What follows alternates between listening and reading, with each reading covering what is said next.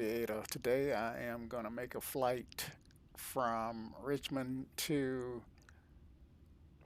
Fayetteville, North Carolina, Richmond, Virginia to Fayetteville, North Carolina. But problem is the aircraft is located in Chesapeake, Virginia, which is right near Norfolk. So I got to fly the aircraft at my on my dime to Richmond to pick up 10 passengers, and I am going to take them to Fayetteville. So let's get started. As usual, I've got the pre-flight, and let's go ahead and do the pre-flight checklist. Checklist.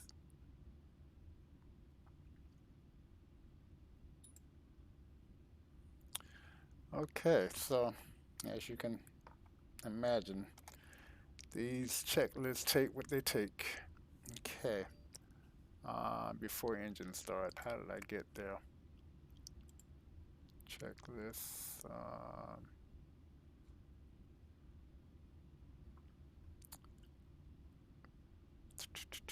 Flight plan. Okay.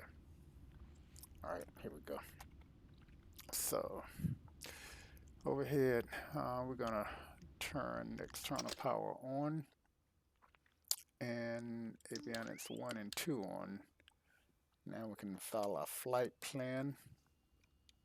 Get it keyed in there. Probably have to get rid of this one. Menu, delete. All right, and we're at Chesapeake, so that's good.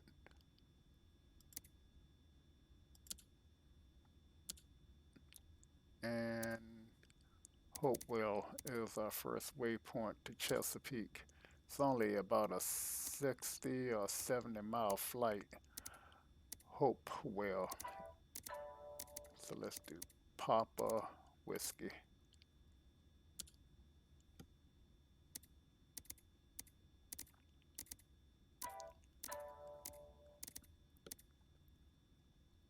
Got it. Hopewell. All right. And once we get there, let's go ahead and continue putting our flight plan in. Okay, so then we'll land at Richmond.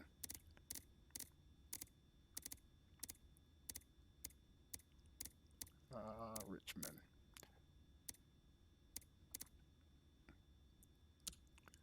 Can't get my alphabets down pat today.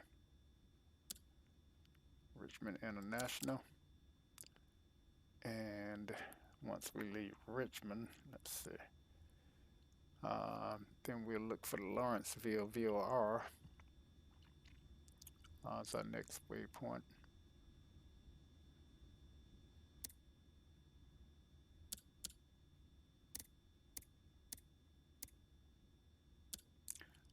Lawrenceville.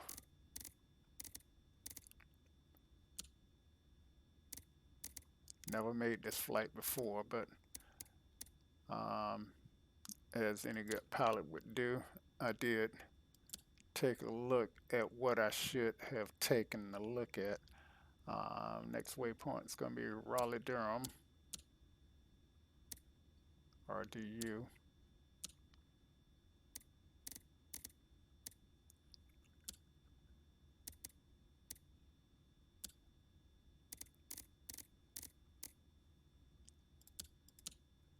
And then we'll go directly to Fayetteville. Okay.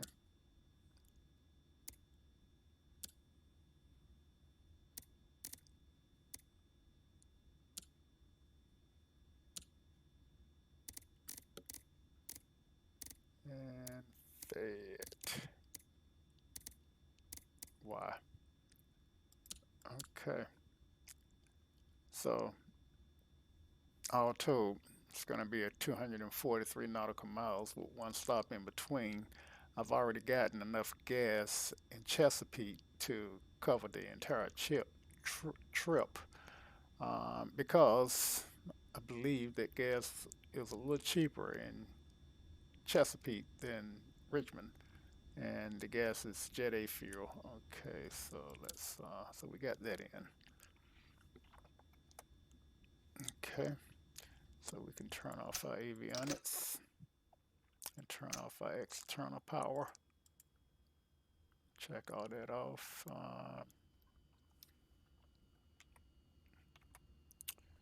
And we can arm the EPUS and back to the top. Auto on that guy.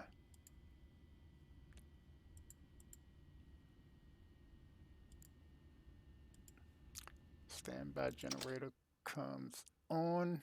I mean, standby bus switch, not generator. Okay, battery 1 can go on, and we do have 24 volts. Test the overhead panel, make sure all our bulbs are working. They are. And we can go to de-icing. All of my de-icing is off. Initial separators are off, and all cooling is off. Seatbelt passenger, no smoking, and seatbelt switches off. All external lights are off. Um, Fuel pumps on auto. Ignition is on auto. Let's cancel these warnings. And the caution, those are canceled. EFOS. EFOS. It's this guy here, and that goes the CMP cabin pressure switch needs to be on auto, and it is. Okay, we're good there. And ECS switch goes to manual. Okay, got that done. Cabin control. Now I'm at the altitude here is 19 feet. So I need to set this at about 1019. Okay, actually closer to 500.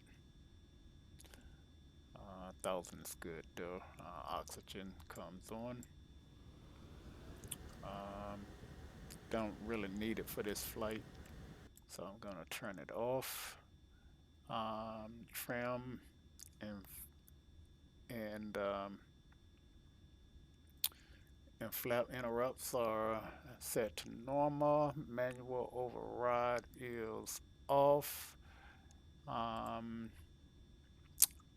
Power condition power is set to ground. Condition level is set to cut off. Red and um, these field.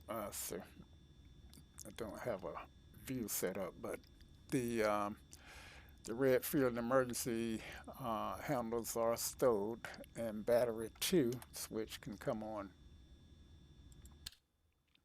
All right, now it's 24 volts. Now switch come on, and I do have 24 volts. Passenger wing and no smoking can go on. Let's test the pusher. It's audible. Fire is audible. And fuel quantity is going to be set by FSE.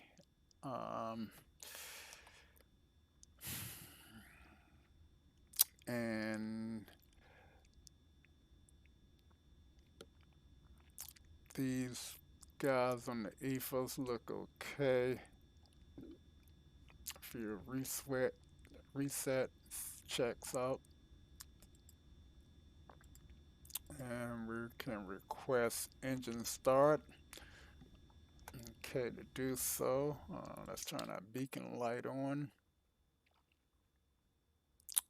And let's go back to this guy and test our ethos. I don't see any bulbs out. That look good. Cancel the caution and warning, and let's go to start now. The starter brief is when we hit start, then we're going to monitor our NG. Once it's over 13%, we can introduce gas. And as long as our ITT stay under 800 degrees and our oil pressure doesn't go off the charts, doesn't go into red, then generally speaking, we have a good start. Okay, so let's do that. All right, so we're gonna hit the starter, monitor. NG is coming up. I'm over 13%. I can introduce gas. My ITT is coming up. It should not exceed 800 degrees. I'm over 50%, and looks like I've got a good start. Okay, my generators can come on. My RPMs are still rising. Generator 1.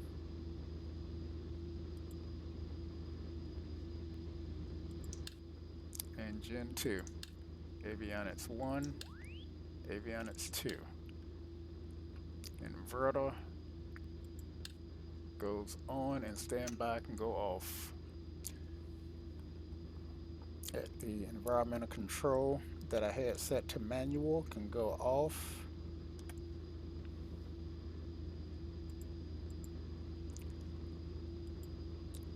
And my torque should be around 3.5. Let's do this and get that up to about 3.5.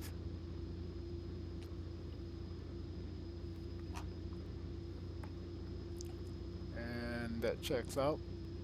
Okay, no cautions or pressure, looks good. And no warnings. Let's turn our comm zone and let's set our transponder to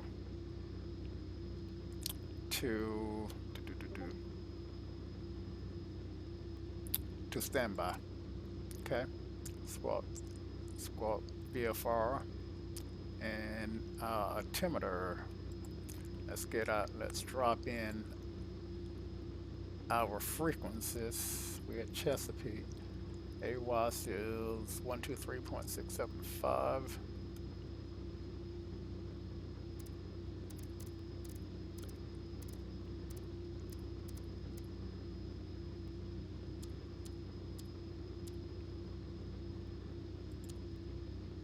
AWAS ADAS for RDU is, and I'm gonna go ahead and put that in so I can change it in route. So just as a check on our altitude, and that's 123.8. Okay, that's already in the box, so good on that. And the ground for Chesapeake is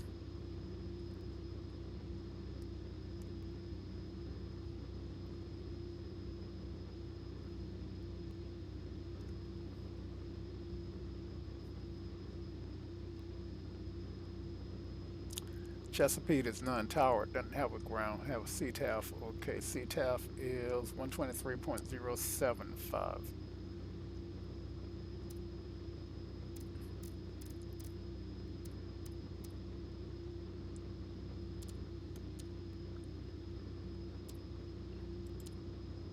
And The tower for Richmond is going to be 120, 121.1.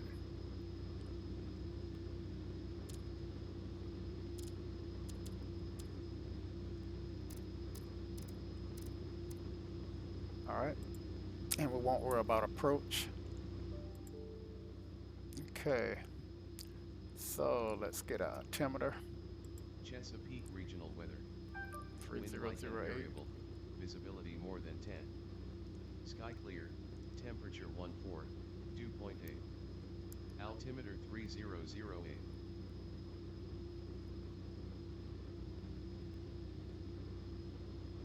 And that's corresponding to 13. It's close to 19. Need to get my winds again. Chesapeake regional weather. Wind light and variable. Light and variable. Visibility more than 10. Sky clear. Temperature 1. Okay. Flaps 15 degrees. We'll test our autopilot.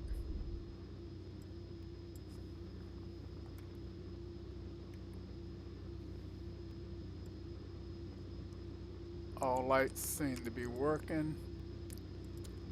Got my yellow and green autopilot for flight director. Okay, cancel these cautions. Seatbelt sign goes on. And because we do have a full load, and de-icing as needed. Initial setup comes on. And cooling and air as needed. Actually, we are going to turn fans on low.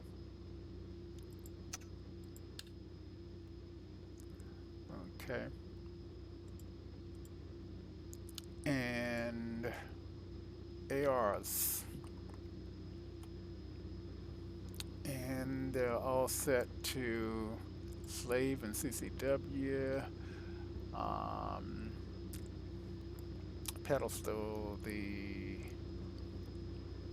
trim stabilizer needs to be adjusted and needs to come down about right there.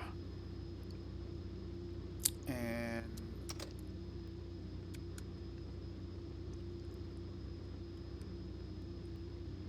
okay, no warnings. No warnings. Alright. And now I can request taxi.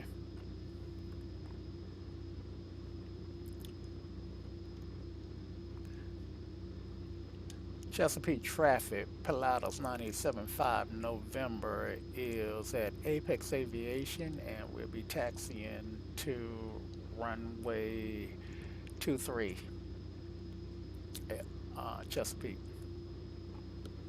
Okay, so we made that call.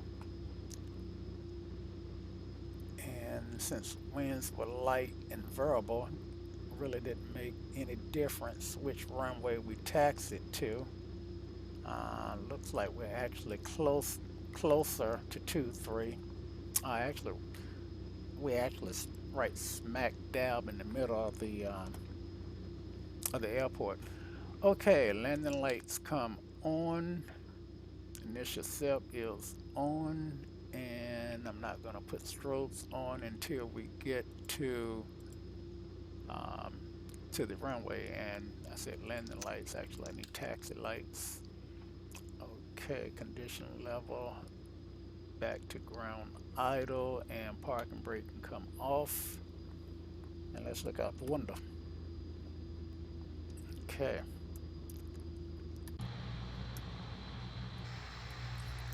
So this is the aircraft that we're in.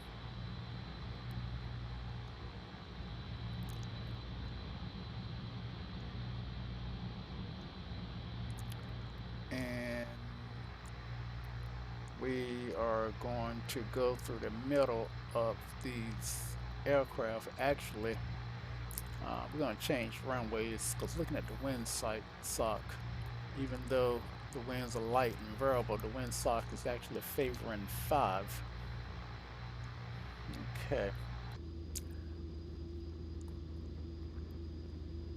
So let's go ahead and move and check our brakes. Check for right. Check for left.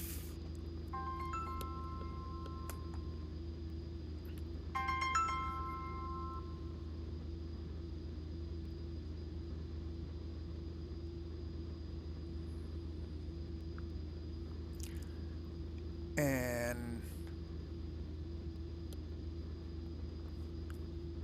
check for and then check my reverse thrust.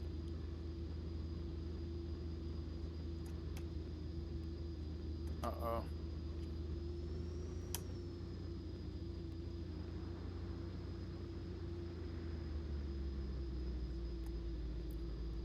I'm not feeling any reverse thrust. Yeah, I got it. Okay. Reverse thrust is working. All right, so Chesapeake traffic, Pilatus 9875 November is taxiing to runway 05. Disregard the taxi instruction to 23. Taxiing to runway 05, Chesapeake traffic.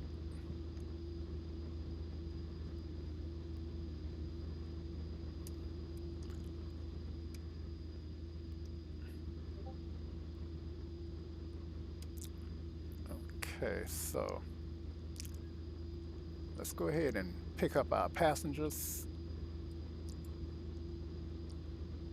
Now you see our gas tanks are full. As soon as I log in and have our FSE load the passengers and the fuel, then the weight and balance on the aircraft would change as well as the fuel quantity. And we are ready to go. Okay, so taxi lights are on. All right.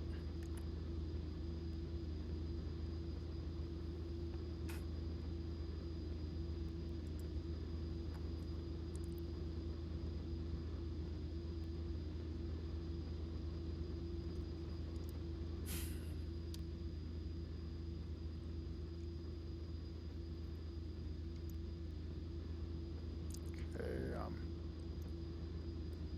I am using ACARS from skyaviation.org. So any mistakes that I make will be noted, so to speak. So I'm taxiing. I did clear to the left, and I am getting on the yellow brick road here.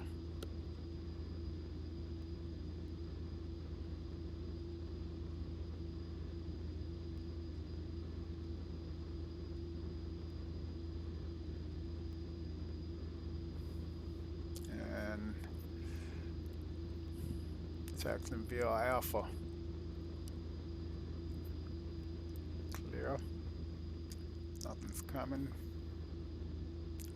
And turn to the left here, 405.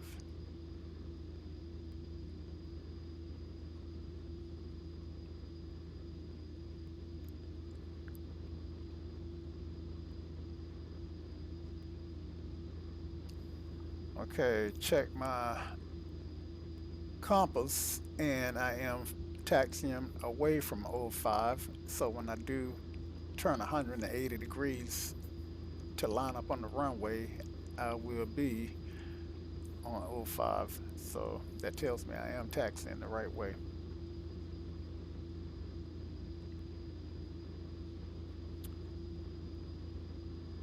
And got a little stutter there.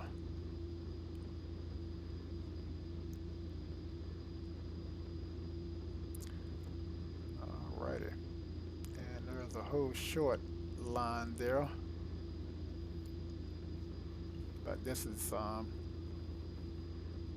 non-towered, so the whole short doesn't really apply. Um, when it's non-towered, you have to make your calls.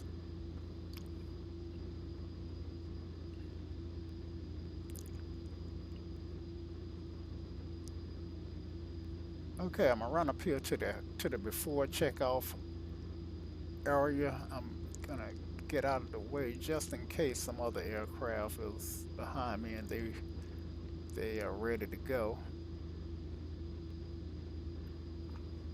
Okay, hold my brakes and let's see now. Let's do our checks here. Cooling system is off. Check. And I do have fans on, but not the compressors. Fuel pumps are in auto. Check. And landing light switch can go on, taxi switch can go off, passenger no smoking and seatbelt signs are lit, and my transponder is set. So now I can, um, well, it's not set. My transponder is on standby. I can set it now to altitude reporting and line up and make my call because I am ready to go. All right, take a look, make sure nothing's out there. Don't want to run in anybody's $1 million plane with my $1 million plane. Okay, Chesapeake traffic, Pilatus 987.5 November is taking off runway 05. We'll be departing to the northwest. Chesapeake traffic. All right. So approaching runway 05. I don't Runway 05. I don't have any warnings, and condition level has been moved to flight idle. Parking brakes are off. Clear to the right, to the left there. Turn to the right. Clear to the clear to the right. Turn to the left. All right. Get lined up on 05.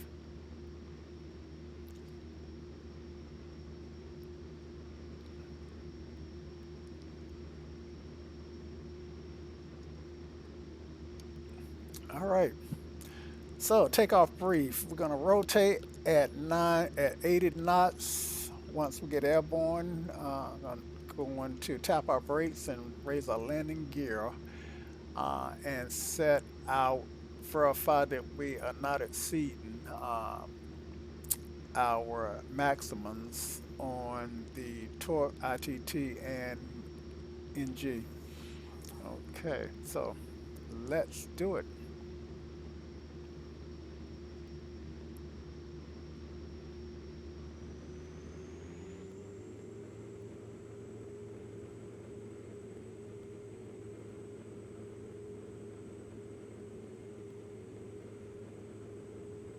Speeds are live.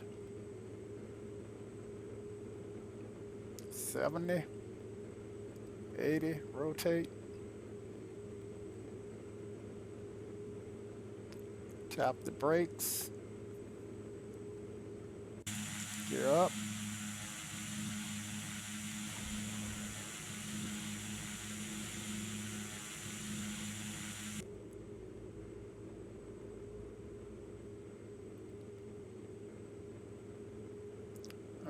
Okay, and raise our flaps.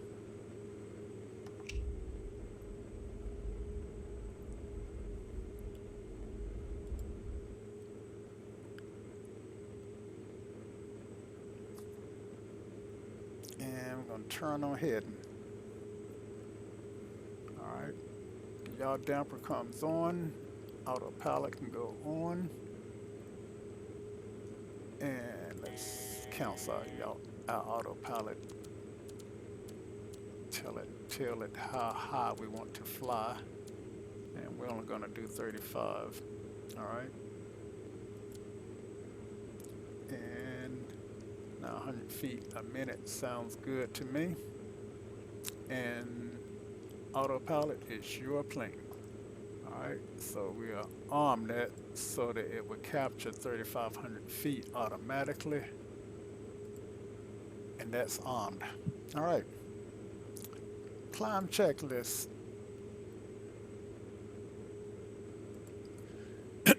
Excuse me. So our ITT is under 760 degrees. NG is under 104%. RPMs are where they should be at 1700 RPMs. Our engine oil is not in the red. It's where I'm used to seeing it. And our cabinet, our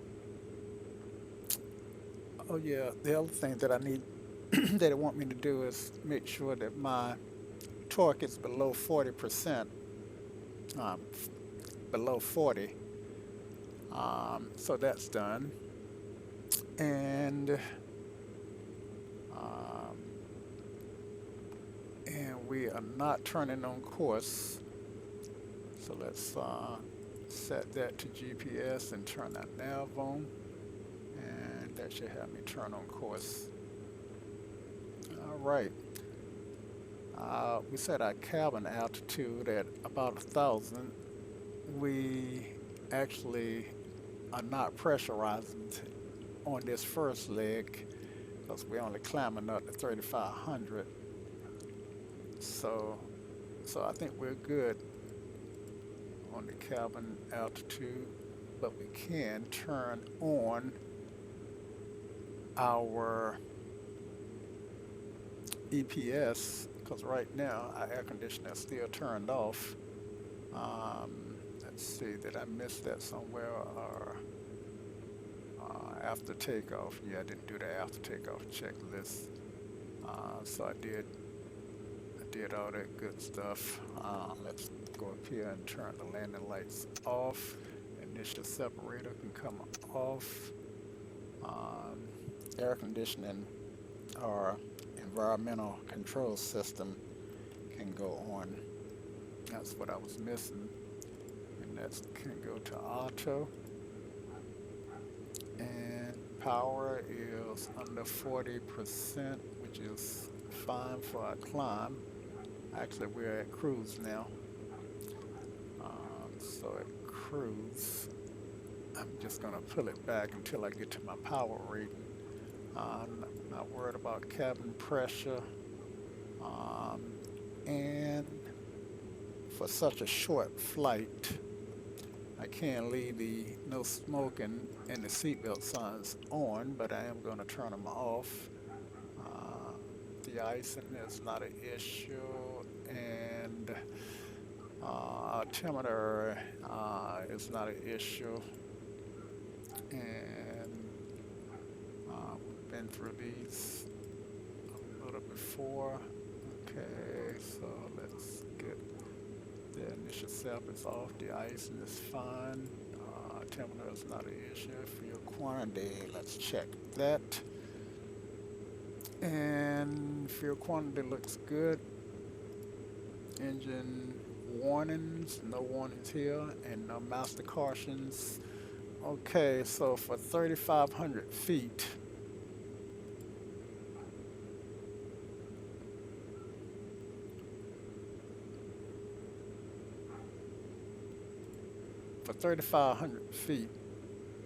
I'm gonna have to open the main one because the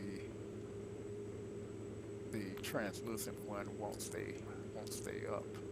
So open checklist. There we go. So for 3,500 feet,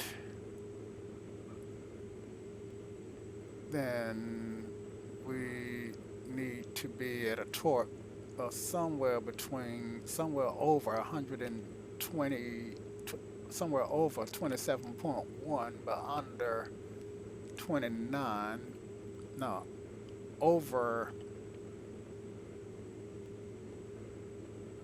29, but under 28. So, does that make sense? Under 29, but over 28. All right.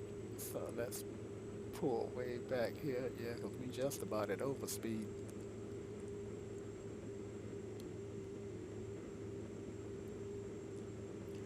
So let's just ride on 28.7.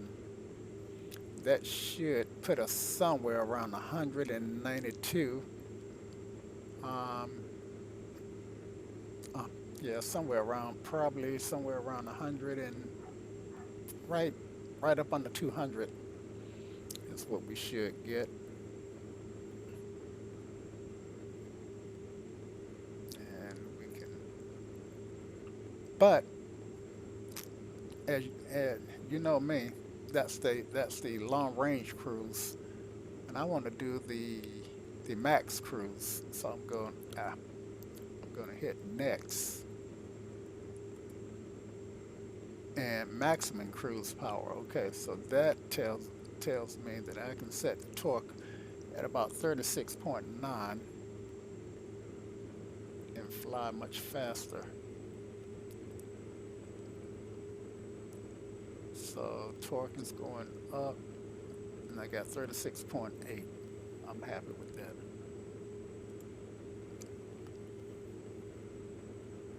I do the same when I'm driving. I set my cruise control, and I would set it to, well, I won't set it to what it's supposed to be on. If the speed limit is 70, then it goes up to 74, maybe 75. Sometimes as high as 77, depending on how quickly traffic is moving.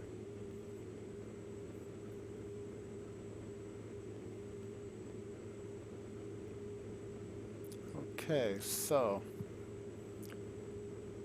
we're 7 minutes from Hopewell.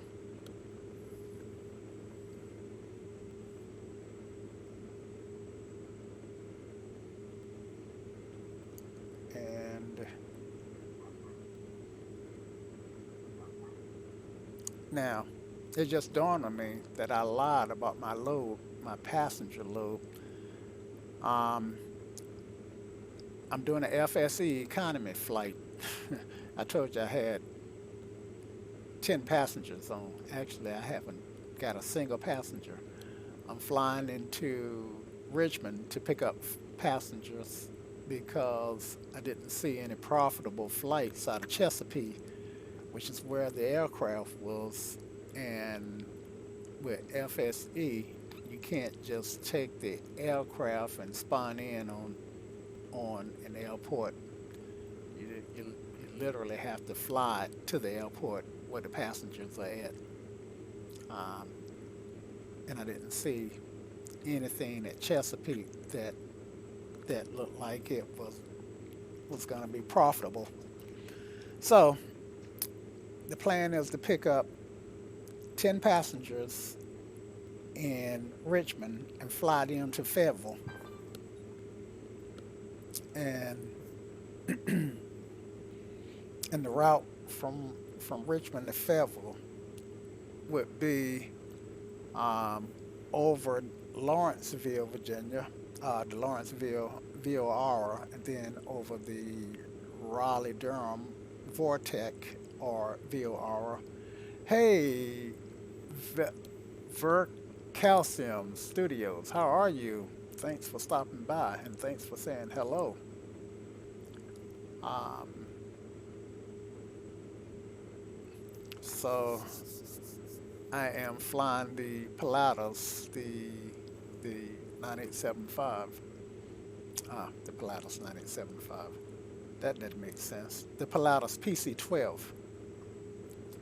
And I'm doing a FSE economy flight. And I was just briefing on the flight plan for this flight. So I'm I'm headed to Richmond now to pick up some passengers, and I'll fly them to Fayetteville, North Carolina. So that's the plan.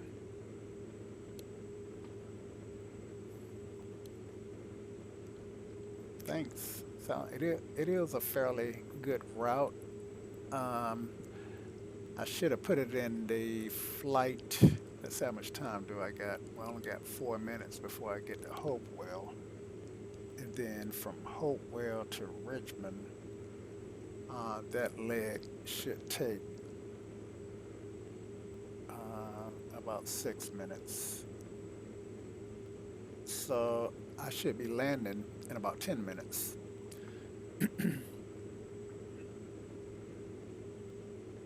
Otherwise, well, 4 minutes is a long time. So let's see if I can bring up this map and get, that's the wrong one. Bring up this one, and I should have put my flight plan in here earlier. So I'm going Richmond to Fayetteville, and then let's get rid of these waypoints if it lets me. Then I'm going to Lawrenceville, RDU, and those are my, this is my route. That's my story, and I'm sticking to it. Hey, GA Pilot, how are you? How are you? I'm doing okay. I'm finally starting to get back in the saddle. I had an infected tooth, and I guess I waited a little bit late to start on antibiotics. By the time I started, man, I had been the swelling and all that good stuff went down. The pain got better, but I had been dealing with fever, so I have not been feeling like flying. And I'm finally, I think my fever finally broke. So I am doing a flight from Chesapeake to Richmond to pick up 10 passengers, and I will fly them from Richmond to Fayetteville.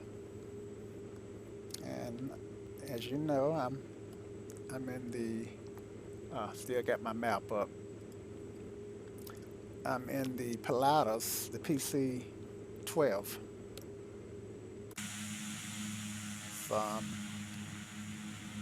One of my favorite aircraft to fly on FSE, primarily because it can handle a decent size load, well, a good bit of passengers, nothing like the commercials, but for charter, you know, I can move 10 people very fast, so for a single prop.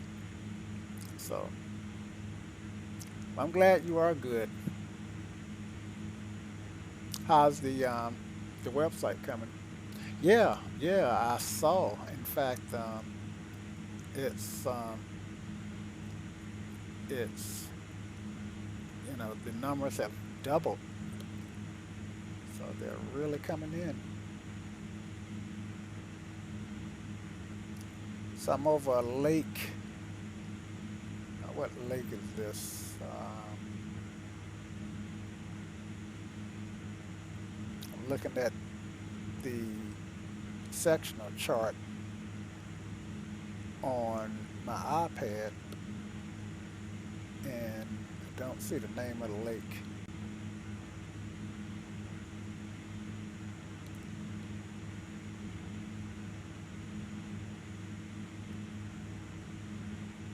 Okay, I'm the hub manager. That works.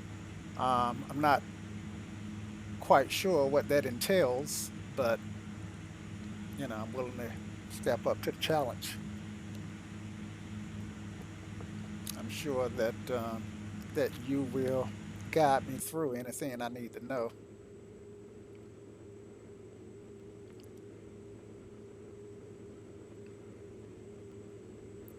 All right, so I've just reached Hopewell, and the flight. Well, let's see. Yeah, the flight to Richmond is 3 minutes, and so let me go ahead and put in the the ADAS for Richmond. See here. The ADAS for Richmond is I wrote all this stuff down, and it's look like it's 119.15. I should have had already had this in the box.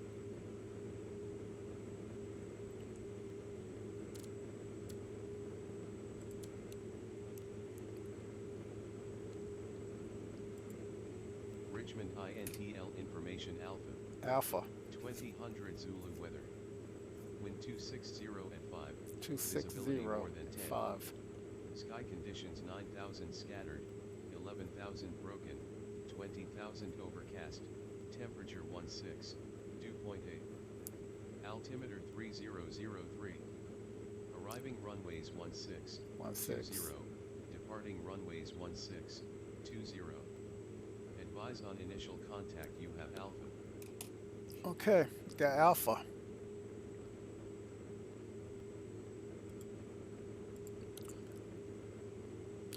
Yeah, I agree. I agree. Richmond INTL If you information call it, Alpha. then then I mean, if you 2000 schedule it, weather. then I make sure it's on my Wind it's on my 260 calendar. at 5. Visibility more than 10. Sky conditions 9. All right, so let's pull back our power here. See if Richmond already in front of us. We're gonna land on. I guess we'll take 16. Um, do we want the longer runway? Yeah, 16 is the longer runway.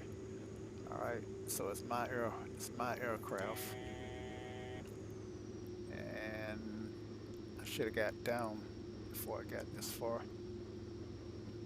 but I gotta do a downwind anyway. But I'm too high to call downwind. Um, 'Cause I'm way over pattern altitude. Yeah, yeah, just let me know. Um, Now, I take it the meeting that you're referring to is that one that's going to include people from was it DVA also, just you, just the people from Virtual Sky Aviation.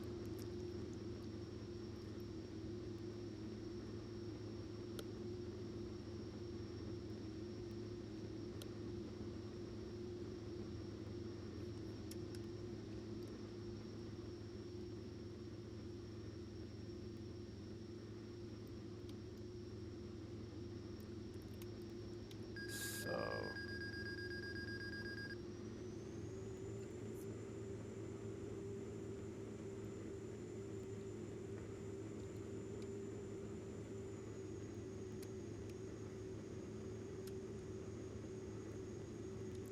okay, at Richmond, the runway is at 168 feet. So if I add 1,000 to that, that's 1168. Another 500, that's 1668 or 1,700 feet for the pattern.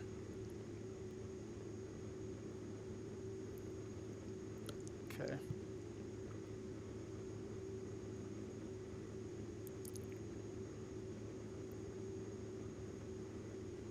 So I need to get down. The-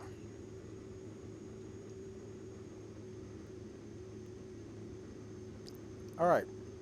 Pre-landing checklist. I didn't do a descent checklist, but I'm so low that I really shouldn't have had to do one. Uh, just start with the descent. Okay, cabin pressures is not going to be a issue. Um, let's see, let's turn these guys here on. Fuel quantity is okay. This is not applicable. The icing is not applicable. Initial steps, let's go ahead and open those. And instruments and warnings, we'll check those. And there was something that I said I would check. Checklist went away. Okay. All right. So go ahead and turn.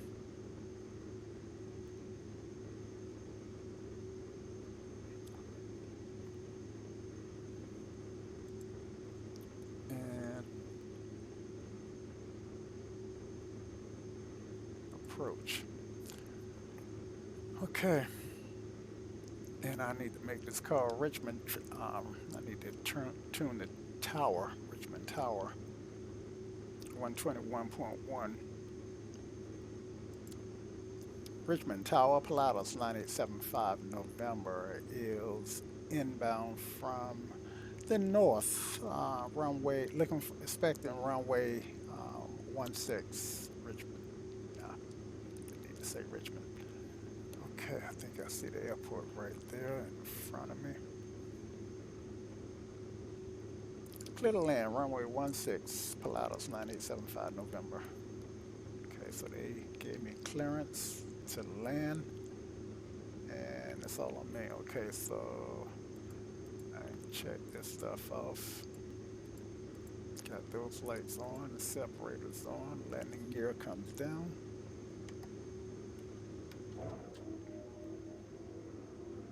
Okay, should get 3 in the green. I'm in flaps range. So, oh man, I am way. Oh, there's my runway.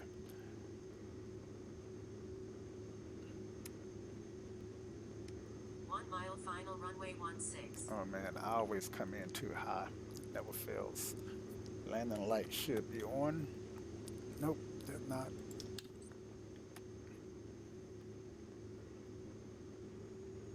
Always come in too high. Never fails. Y'all damper go off. 500.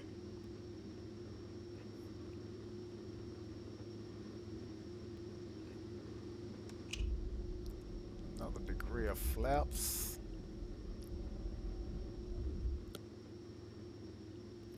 My A cars will not like the fact that I've having to dive for the runway. Getting a little slow. Alright. Find that center line. Hold that nose up and just let her sink.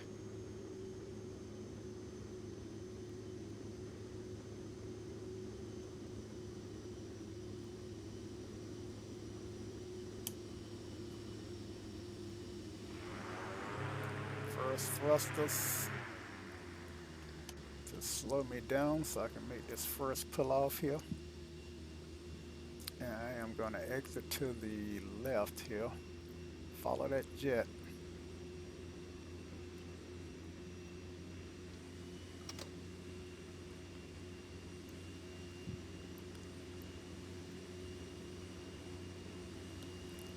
All right.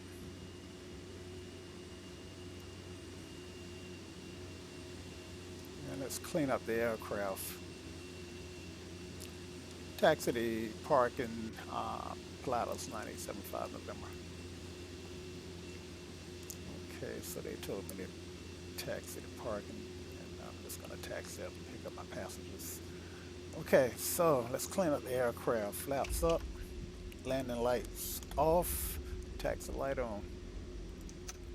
Initial setup stays on, and autopilot can come off, which it is. Okay, so yeah, looks like I'm doing okay. Hey, Doing okay, even though I didn't get through the um, the landing, the checklist, and according to this, I landed too slow. I think I landed. I don't remember what speed I touched down at, but I think it was in. I think it was much slower than what's on my chart. It was under 80 knots. Okay, so let's pull up here and unload, unload, load up passengers,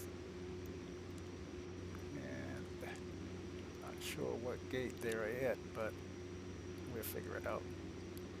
I'm not sure where they're at this airport.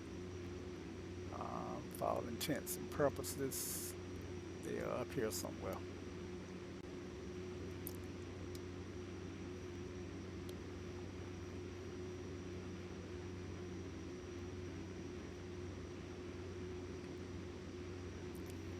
So, you heard me talking to GA Pilot about virtual sky aviation, which is a what is this method? And take this back to ground. Place transponder on standby. You heard me talking to GA Pilot about pilots signing up. We created a virtual airline, or we're using virtual airline software, and we are creating a flying community for general aviation pilots. So if you are into aviation, particularly general aviation, then check out virtualskyaviation.org. Join, and once you join, be sure to go to the downloads and grab the free ACARS software. ACARS stands for Aircraft Communication Addressing and Reporting System. And that system will allow you to look at um, your statistics. Like, in fact, I am going to pull up mine right quick. But first, let me let these passengers. First, let me finish this flight that tells FSC that the aircraft is now in Richmond. And now I can start this flight. And now I've just loaded my 9 passengers, so I can taxi back and take off and fly down to Fayetteville. I am renting the plane by the hour, so the the rent has started. Okay, so yeah, if you go to this website, then you should be able to see this flight that I'm taking may be on there. Um, let's see, crew capture. Let's see, it's not letting me navigate around. Okay, so crew capture, and after sign in, tab. Let's see if it takes that password. That's the wrong one.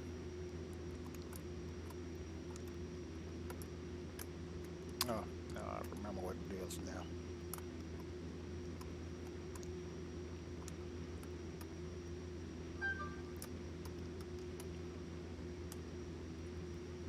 Ah, shucks. So I thought I remembered what it is.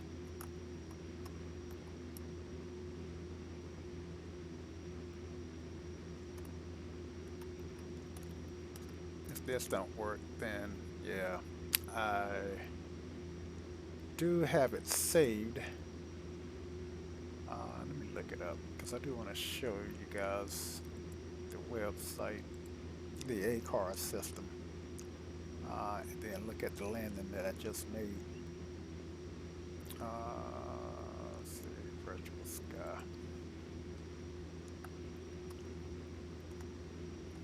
And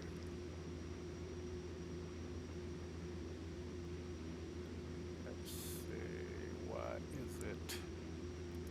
Okay, there we go. And show me what my password is. Well, I tried that, it didn't work.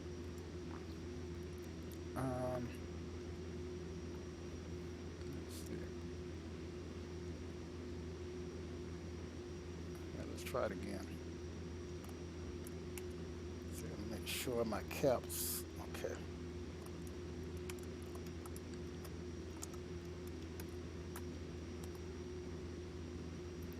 Nope. Enough of that. It's not working. Well, it works. I just have to spend some time. Well, I just have to get in it offline because once I'm in it, then I'm in it. Um, but if let's say I still might be able to show you, even though I can't log in. Um,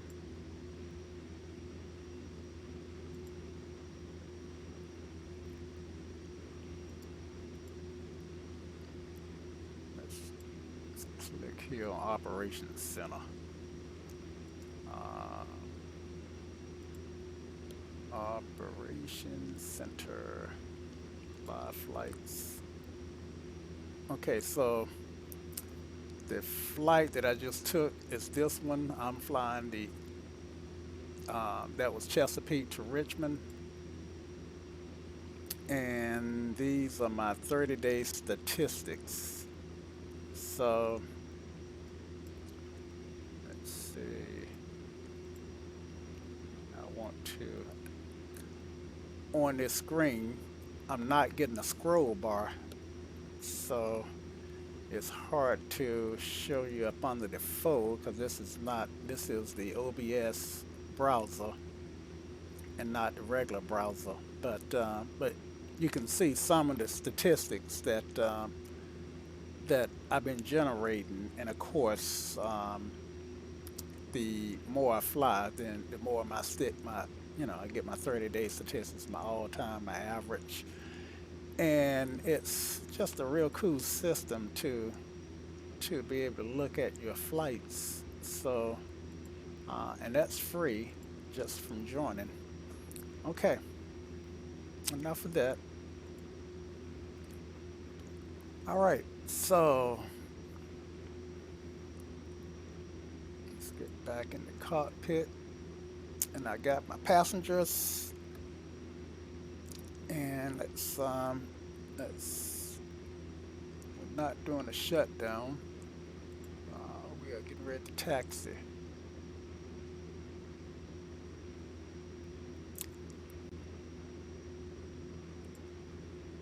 All right, so GPS radios are set.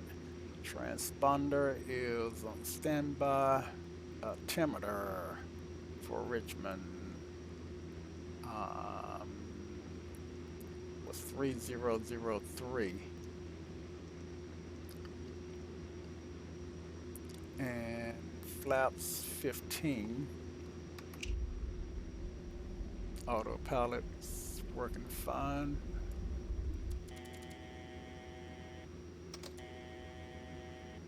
Cancel these.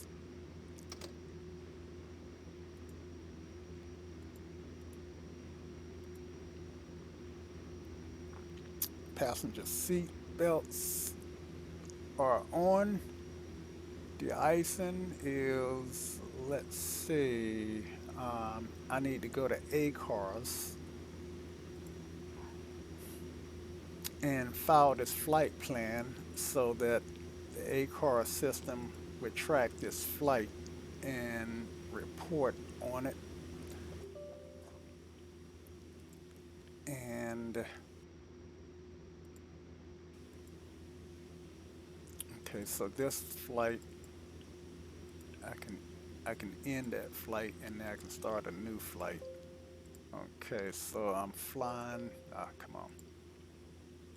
I'm flying from Richmond. That's K Romeo India Charlie to K Foxtrot Alpha Yankee Fayetteville. This is flight VGA, and I get to make up my own flight numbers. 25. I got 9 passengers, and I'm flying westward. And looks like I've got, let's see, the flight's 174 nautical miles. I usually do 10,000 feet per every 100 nautical miles. So I am gonna jump up to 16.5,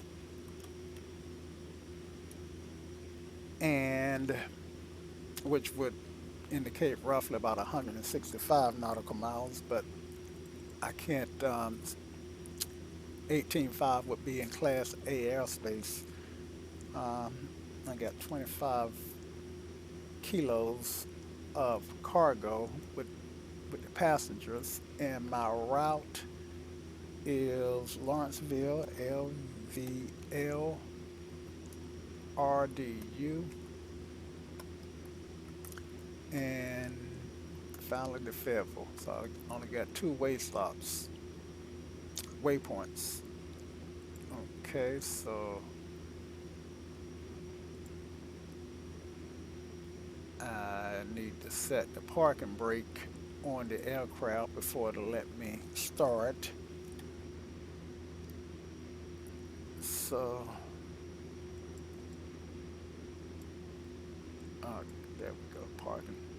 Come on. Come on. All right, parking brake is set. And start flight.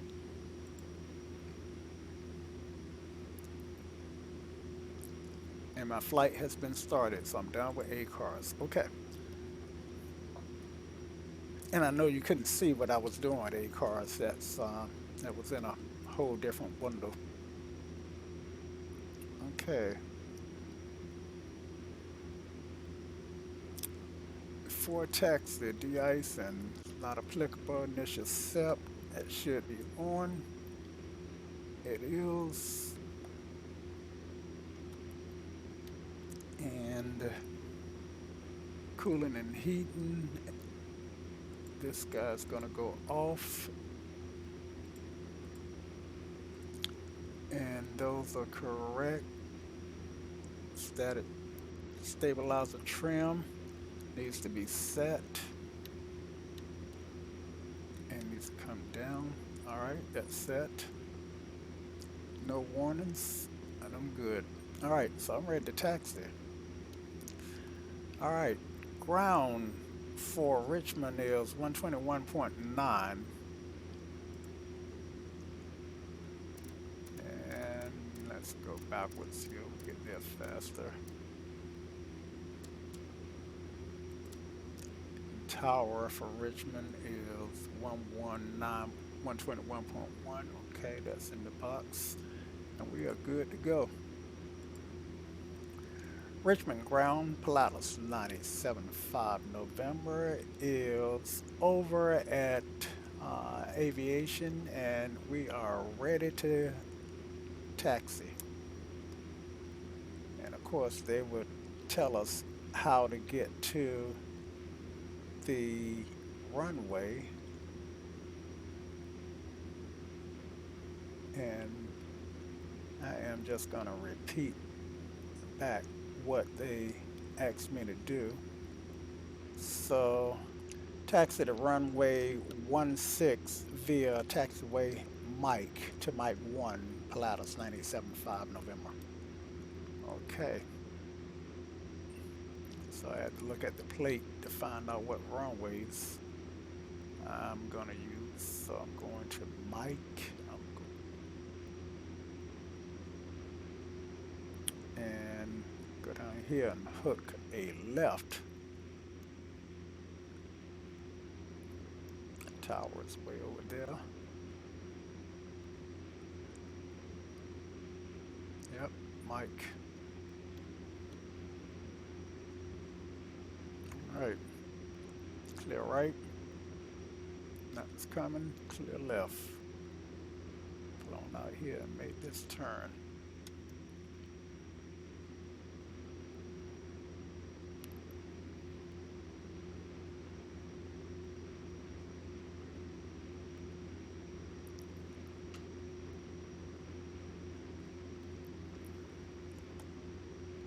Taxi lights are on. Initial SEP is on. And environmental controls are off. If it was really, really hot, I probably would have them have the air conditioning on during the taxi and take it off right just before takeoff and turn it back on somewhere during my climb.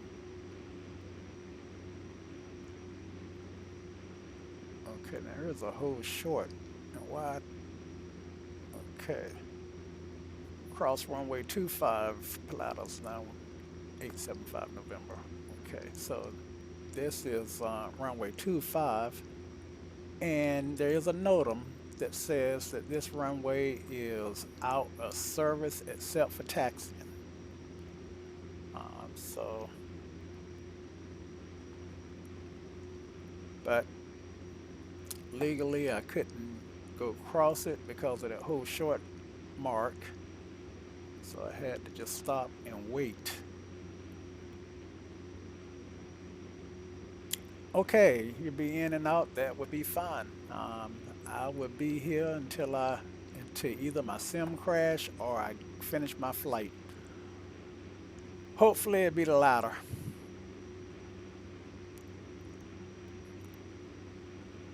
Seem to be running fairly smooth today, so there was a day that I was trying to do a flight, and every 20 or 30 minutes seemed like the sim would crash. Okay, so this should be Mike 1.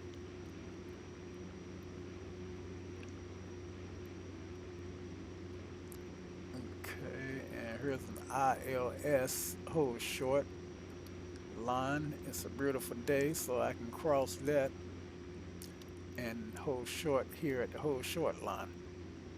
Approaching runway 34. And I thought I was supposed to be going to runway 16. Let me play my ADAS. Richmond INTL information Bravo.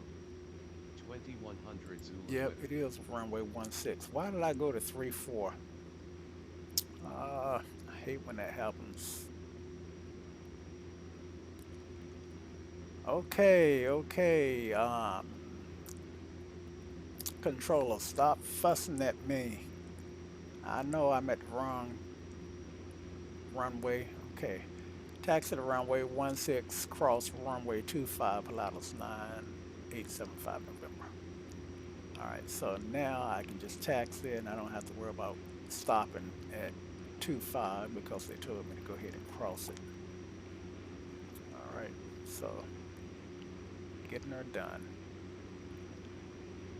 I didn't check my, I'm looking at the chart right here at ForeFlight, and I can't believe I taxied to the wrong runway. I am human. Okay.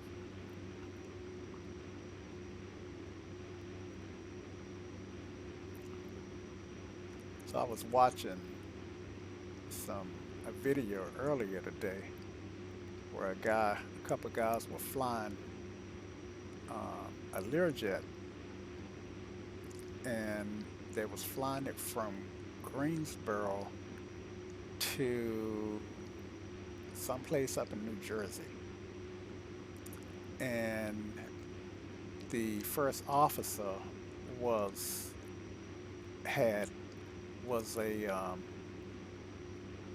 was just racking up hours. His job was to monitor the captain and not fly.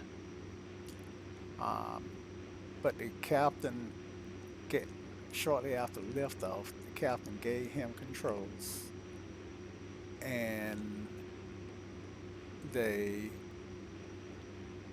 he got into a situation where he was trying to deal with ATC, and he was obviously uncomfortable. And four times he told the captain, "You have the controls." And the captain, I guess he wanted him to do the sink or swim thing. He just wouldn't take the aircraft, and they missed their intersection for turning, and the captain finally took the controls in a hard bank, and the aircraft went down. Neither one of them survived. But what was interesting was that none of them were doing the checklist. Um, the captain. Uh, so where am I at? Yeah, I'm at 1-6. I'm headed up to 1-6. Okay, make sure I'm at the right place. Neither one of them were doing their checklist. Um, the you know the checklist ultimately was on the PIC, the pilot in command, which was the captain. The first officer's job was the monitoring. He had a SIC designation, which meant monitor only, and yeah, Approaching runways 20 and 16. that was really interesting that those guys lost their lives by being cavalier. At least the captain cost them their lives from being so cavalier. Okay, so I'm at 1-6. All right, and I don't need taxi. Um, okay, so I just go on to the next checklist and park and brake before takeoff. Okay, yeah, that's what I want. Okay, so I am going to set the environmental, the the theme today. Okay. Um, wow, this is a customer and I run a business, so I got to take this call. Can you hold for a minute? Thanks.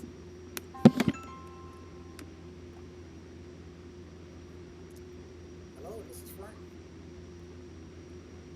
Hey, how are you? Good, good. Sure.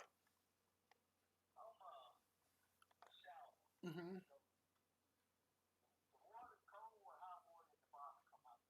Okay. You know, I can come by there and take that shower head off and see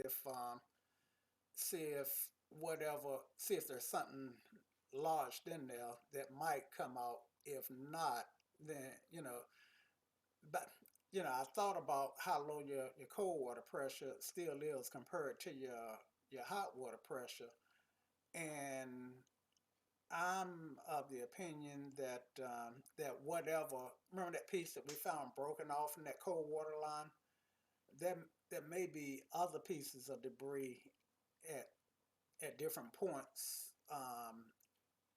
Well, at the point, there may be other pieces of debris that's got stuff stocked up. Um, because we really should be getting about the same pressure on the cold that you're getting on the hot. So but in the meantime, I can come over at some point and take that shower head off and see if I can't blow out anything that might be in there that's slowing it down. That may or may not work, but it's worth a try.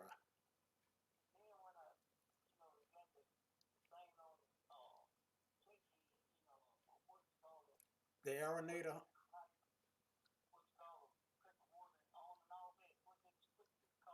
Oh, that you're talking about the stem that we put in that.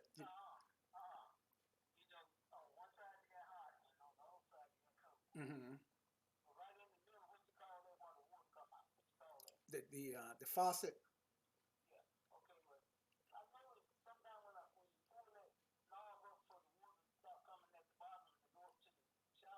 Uh huh.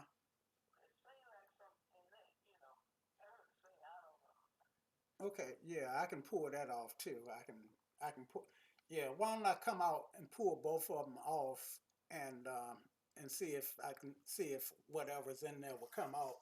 Maybe even try to see if we can get a clothes hanger or something up in there as far as we can go, and try to dislodge it, because apparently something is stopping it up. I mean, that's well, well,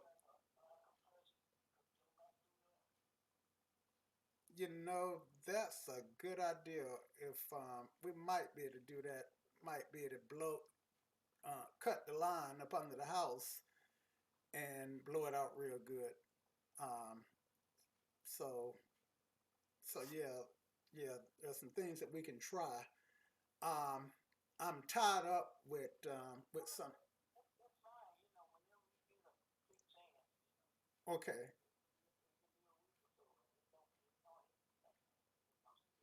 okay, okay, and I did go by and visit your friend, and I think I'm starting on her job Monday. That remind me, I got to give her a call. I think so. Um, yeah, yeah, I'm gonna give her a call Monday. I mean, I'm gonna give her a call tonight to check for Monday.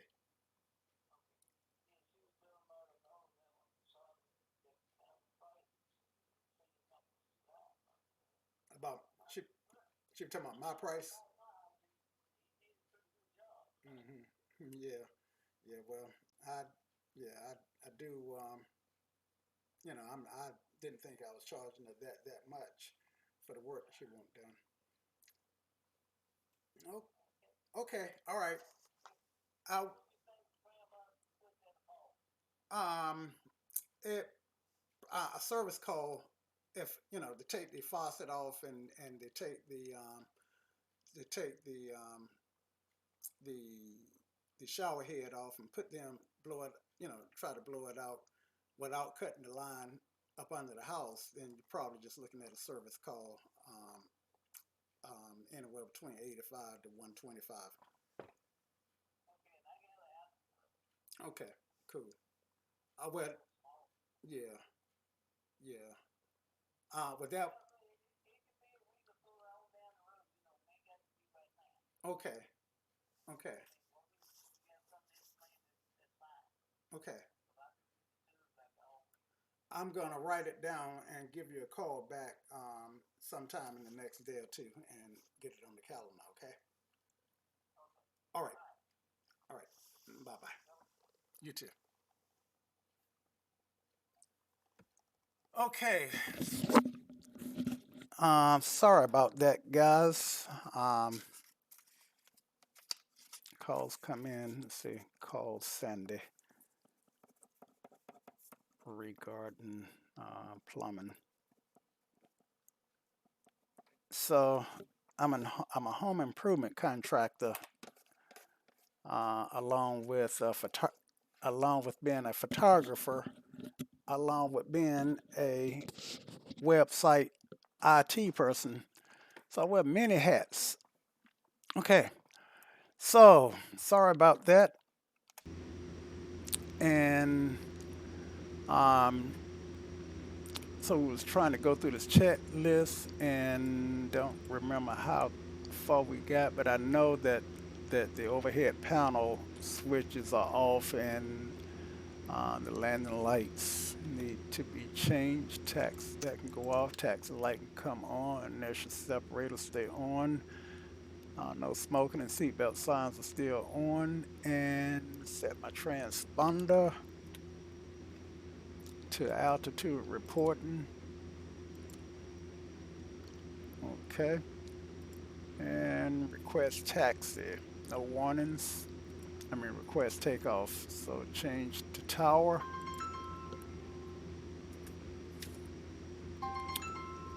And one more, just hold one more time. Hello, this is Frank. Hey, how you doing? I'm good. Hey, I was thinking about something. Just in case, I'll be in and out of the road at Home Depot. If I see a shower head, what you call that piece down at the bottom? A faucet sprout. The shower head you can pick up. Any of those will work. The faucet. Um, I need to pull that off. To well, they got two sizes. If you just get both sizes, then then they usually have two sizes. And if you get both of them, then the one that don't work you can return. Okay. Okay? Okay, so, okay, since you don't have it all, I might just go ahead and change it. Yeah, yeah, makes sense. Okay. Okay. Okay, that's all I wanted to know. But then you said that shower heads almost all the same. Yeah, yeah, yeah. Those are standard. Okay, All right, thank you. you're welcome. Okay, sorry again. All right, and park and brake release. All right, and then I just tuned to tower, and we are in Richmond. Richmond Tower, Pilatus 9875 November, holding at runway 16, ready to go. We'll be departing to the southwest. Clear for takeoff, runway 16, Pilatus 9875 November. Okay, so they gave me my takeoff clearance. Make sure it's nothing coming that they missed. So this clearing, I used to not clear, but it is Approaching runways 20 and it is 16. possible Entered runways 20 and that 16. someone could be coming in and not have made any calls, or it is possible. Someone had an engine failure or an electrical failure, and they're doing an emergency descent. So it's always good to clear your turns, even though the tower gave you permission. Okay, let's do this. Okay, so go to flight idle.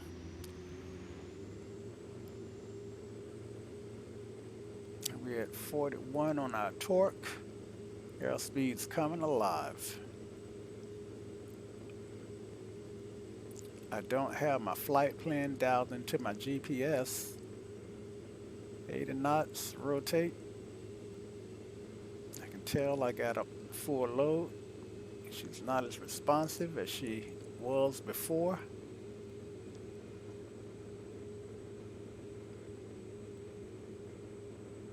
Gear up. Tap the brakes.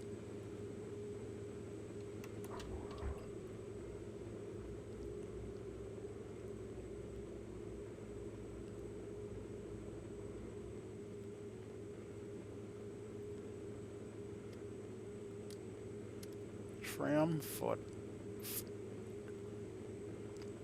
take some of that work off me. And adjust my seat backwards a little bit.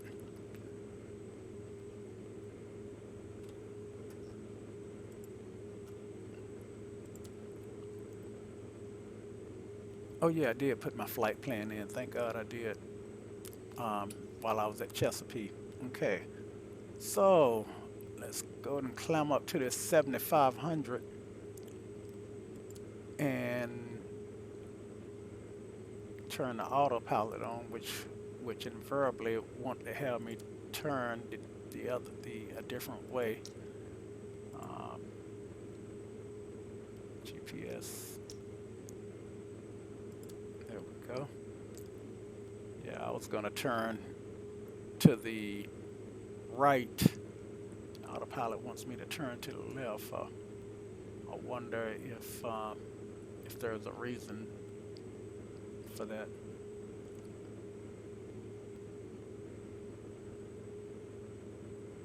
I mean, I was going to turn to the left, but the autopilot wants me to turn to the right.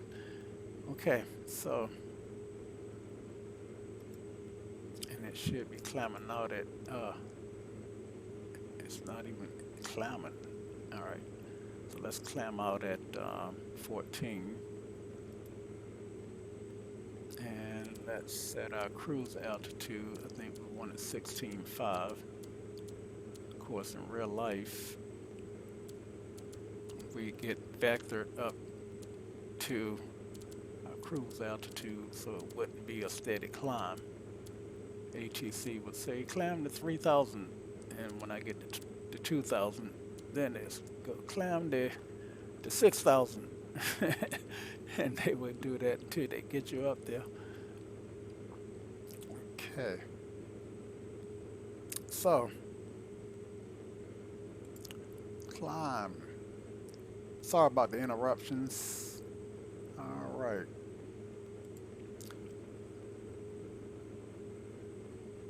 So I need to have this below 40. All right, so 39.6 looks good. Cabin pressure, we're going up to 16.5. So let's go ahead and spin this dial here, and let's set it to 7. I usually set it to 75 initially. Actually, I don't have to do that. Let me zoom in a little bit closer on it. Okay, so 16.5 is going to be this lower number. So this is 16, and that's 5. So I'm going to leave it here. And how it figures it out is beyond me, but hopefully I'm doing it the right way. What type of yoke am I using? I'm using the alpha yoke, the alpha honeycomb yoke, and for 10 years I had the CH products yoke that did just great. So if you don't have a yoke and you just starting, then you can opt to get that yoke. I think they somewhere around $125 US. But the alpha yoke has become the yoke of choice for most people who sim on a budget, and that one is like $250 US. Okay, so I've set my cabin pressure, and I need to turn my oxygen on. Okay, don't need to forget that. So oxygen comes on, and now I can turn my environmental systems to back to auto. Passenger seatbelt and signs can come off. De-icing. Go ahead and turn the probes on. And that gets me to, which checklist am I at now? And I need to make sure that I'm on course. Sometimes I will think I'm flying on course and I'm not, and this time I am. Good. Okay, so after I get finished with the climb, I can switch to my cruise checklist, which basically is to pull my torque down to below 37. So what about you, vertical sim? Do you, not vertical, nor Viking, do you sim?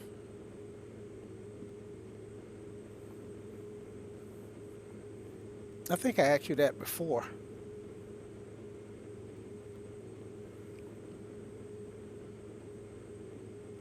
just started. Cool, cool. Yeah, X-Plane 11. In fact, if you haven't, and of course, if you want to, check out virtualskyaviation.org. There's a GA pilot who sends from time to time. He was doing a flight academy, and I think I'm pretty sure it's geared to new pilots, to new sim pilots. Oh man, here I am at 8,000, and I still got my flaps up. How did I miss that? Miss adjusting my flaps in spite of having a checklist.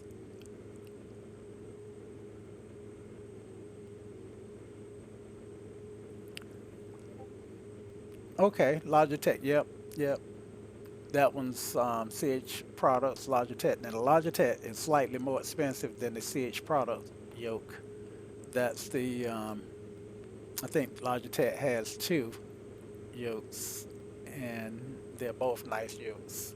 And one thing I do like about the Logitech yokes is they come with the throttle quadrant, which I wound up when I bought the when I got rid of my CH product yoke, it had the throttle quadrant built into it.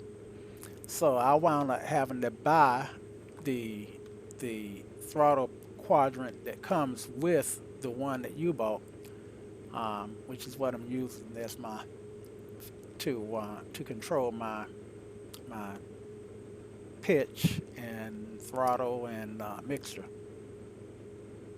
Yep, yep. Comes if you got the SciTech comes with it. Mhm.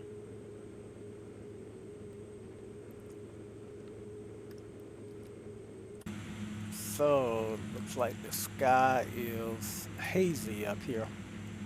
If you ever fly in real life, then it can be so disappointing. Um, well, at least for me, when I was taking my flying lessons, we would go up and it was summertime.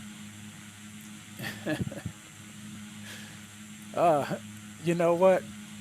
It's not that hard. It's just a matter of getting used to them. I know when you first start out, it feels hard. Um, when I used to go up and and I couldn't see Jack because of the haze, and so this is a level of realism when it's hazy outside and you really can't see that far.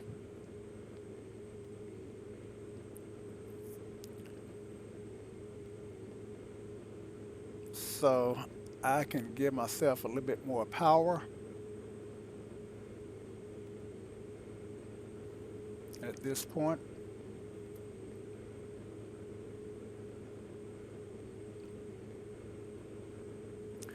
Yeah, the it's hey, I've been doing this for a while, and most of the people who do it have been doing it for a while. And if you keep doing it, you'll become one of those people who have been doing it for a while. And at some point, someone new will say, "Oh man, this is tough," and you go, "Well, you know, it's you get used to it." Uh, because you're probably more used to driving, and you know you steer with your feet, and it is different. One of the biggest things that I had to get used to was was not being able to just jump in the aircraft and start it up and get going. I mean, you know, you got to go through all this pre-flight stuff, and then you got all these checklists, and that's one of the reasons why I'm forcing myself to go to. I'm trying to train myself to go through these checklists now, because in the real world, it's not like driving. That you know, when I jump in the car, I turn the key, pop it in the gear, give a couple of glances left and right, and I'm gone. And flying is just not that way.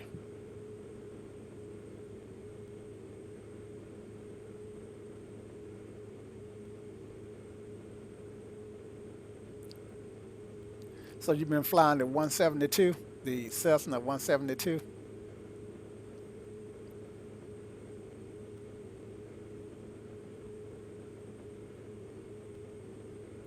Okay, I'm getting close to my cruise altitude.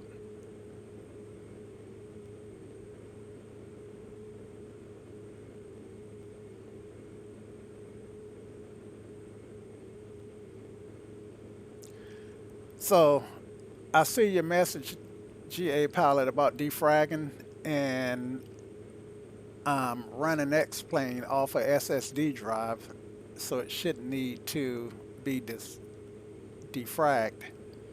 I think my bottleneck is my CPU, even though I got an i7 processor. I got sixth generation at this point. See, I got i7 67K, 6700K. I think that's what it is. So I think my CPU is probably my biggest bottleneck, and at some point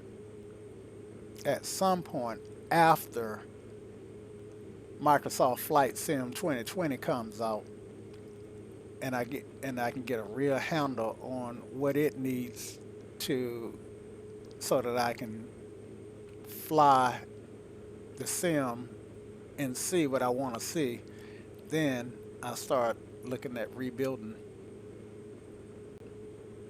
or if I need to. Oh man, look at those clouds spinning.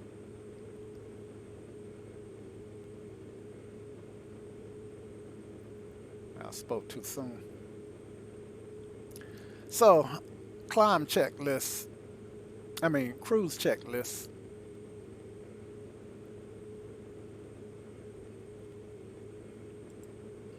All right. So my power below 37, and ITT is below 760. NG looks fine. So all that stuff looks good. Engine oil looks good. Actually, it looks kind of hot.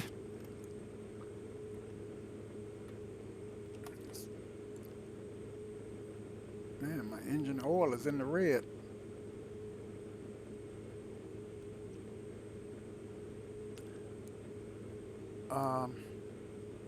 The PSI is in the red, 10.7 PSI. And this is, I wonder if I pull back on the throttle a little bit, if that would help bring down the oil pressure. Let's try it. Okay, cabin pressure. Let's bump this guy on up to 7.5, even though I'm not at 23,000. Still want to go ahead and do that. Initial sets can come off, and landing lights can go off. And see, I know I got dinged because my landing lights should come off before I get to 10,000 feet. So I got dinged on my ACARS on that. Altimeter is below standard. Fuel quantity is okay. And instruments all look like they're functioning properly. And clouds are spinning. All right.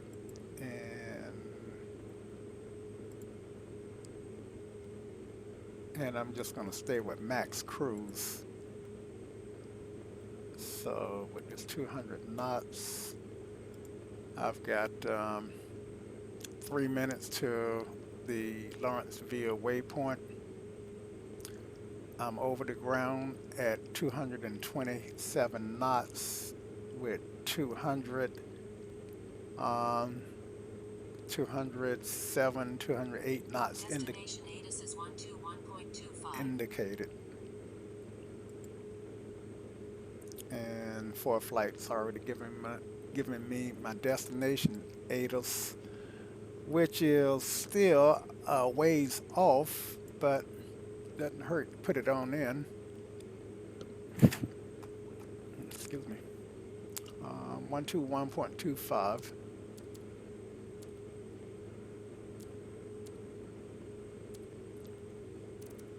See, I'm thinking that, hey, I got plenty of time to put my ATIS in, and that's how you fall behind the aircraft.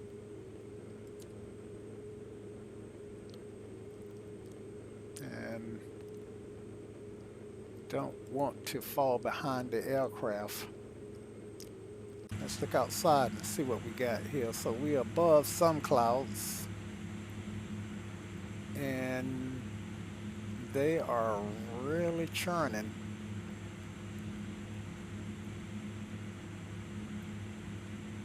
So you guys think the clouds are churning too fast? I know they normally, I think I played with a setting on SkyMax, and I think they're churning a little bit too fast. I don't think they would churn that fast in real life. So I am gonna fix that.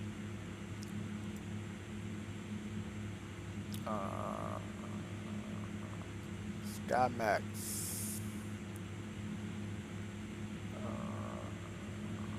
Right, let's see. Oh, that's SoundMax. It's the wrong program.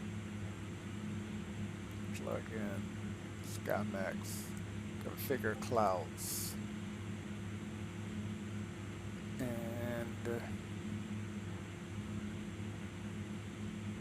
enable cloud reflections, lens, cloud shadows, blend, softness, cloud coverage, cloud puff rotation. I think my cloud puff rotation is way too high. Let's turn them down to 35. Apply that. And pray that out. See them don't crash.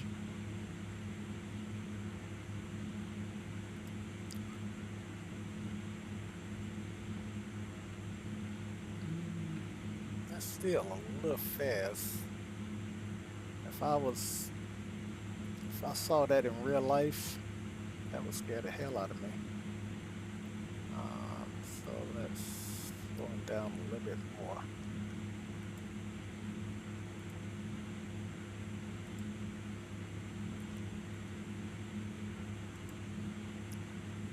Cloud, let's see, let's go with 15, whatever comes out with that speed, I'm just gonna leave it.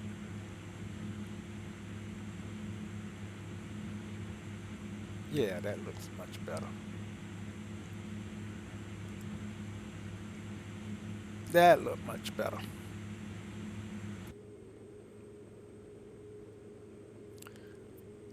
Than to have them spinning like they about to blow into tornadoes.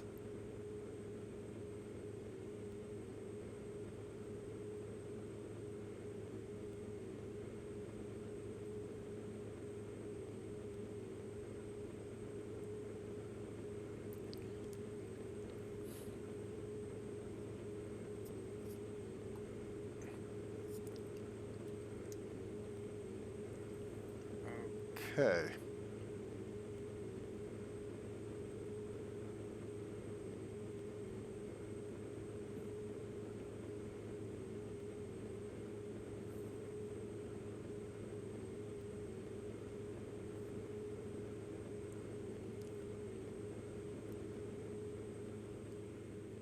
And we just look out the window here.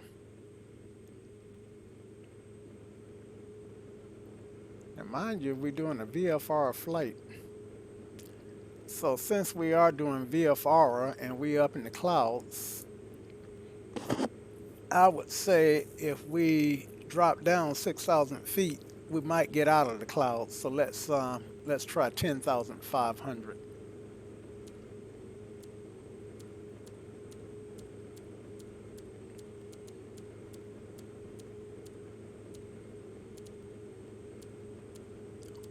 but we need to be, let's try 12,500. We need to stay at least over 10,000 to be able to fly over RDU without having to contact approach. Okay. Without having to do a Class C transition. All right, so turn that on, and let's drop down at 500 feet a minute, and pull our power back. Excuse me.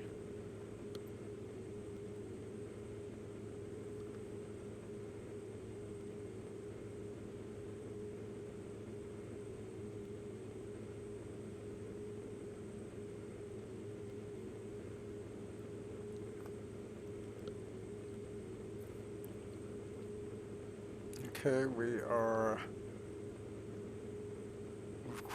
let's see, we are over Lawrenceville now and 15 minutes out from RDU.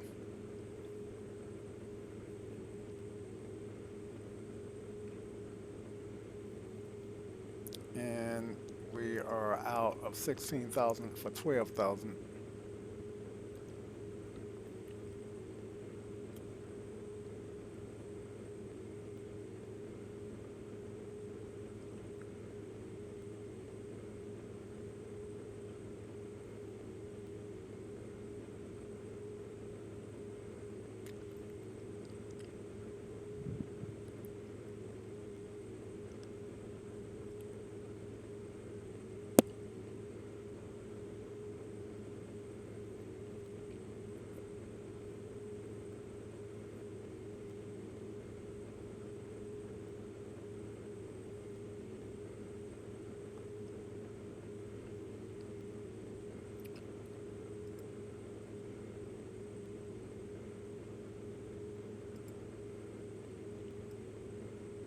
Make this a little smaller.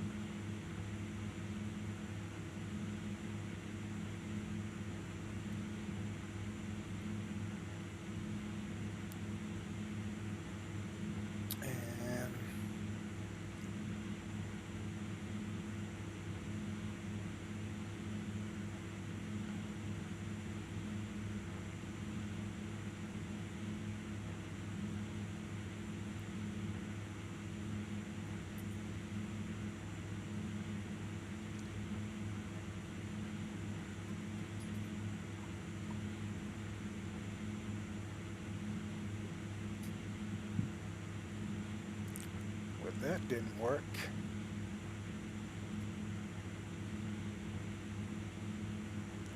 Okay.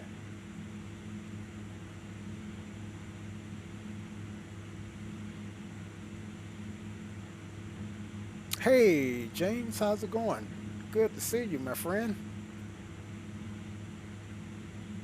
Yep, the PC-12.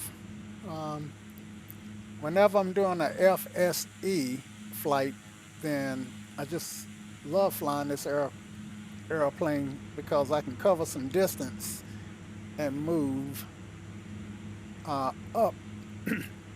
excuse me, up to 10 people, 10 passengers, and fly relatively fast for a single prop aircraft.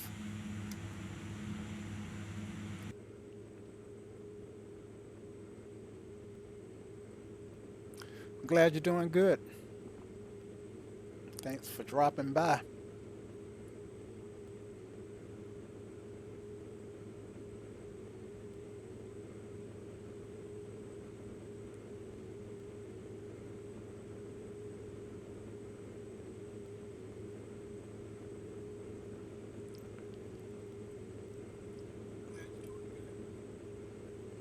Uh-oh, picked up an echo. Trying to, there we go. That's what I wanted.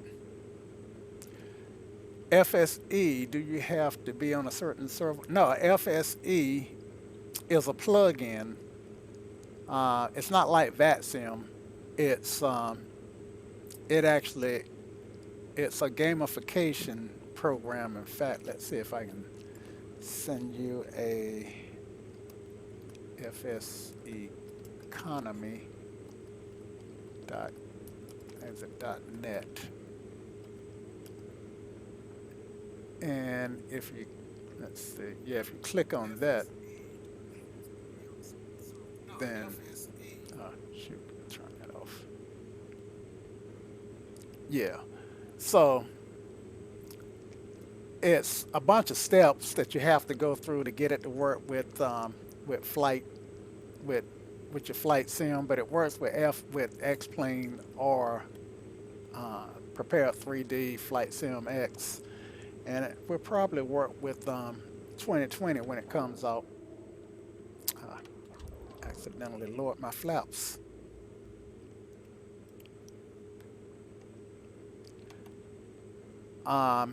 But yeah, it's a nice program that kind of adds some gamification properties to the simulator. Because without FSE, then I just get in and I just fly around. But FSE give me some sort of purpose. I can pick up passengers and fly them from here to there. I'm actually trying to make some money. Let's see. Let me do this. FSE.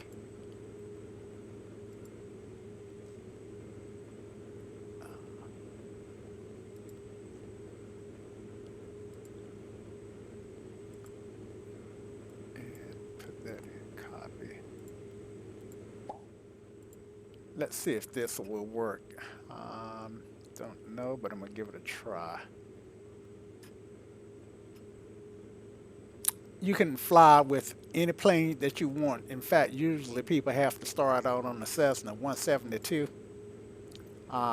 but there is no limit, I don't think. So I'm pulling up FSE on my screen, and I'm going to the server page, which is a little different from the page that I gave you. Let's see, and if I can log in.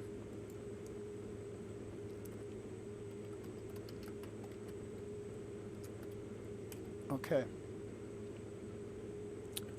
Username and password's incorrect. Let me try that one more time. I know they made me change my password because their system got compromised, and everybody had to get these 12 character passwords. Let's see if it let me in this time. Let's see. Maybe it's this password. Yeah, that's this. I had put in the wrong password. Let's see. Let's try this one. Okay. Yeah, now I'm in. So this is the flight that I'm actually doing right now. And I know it's hard to see on the screen.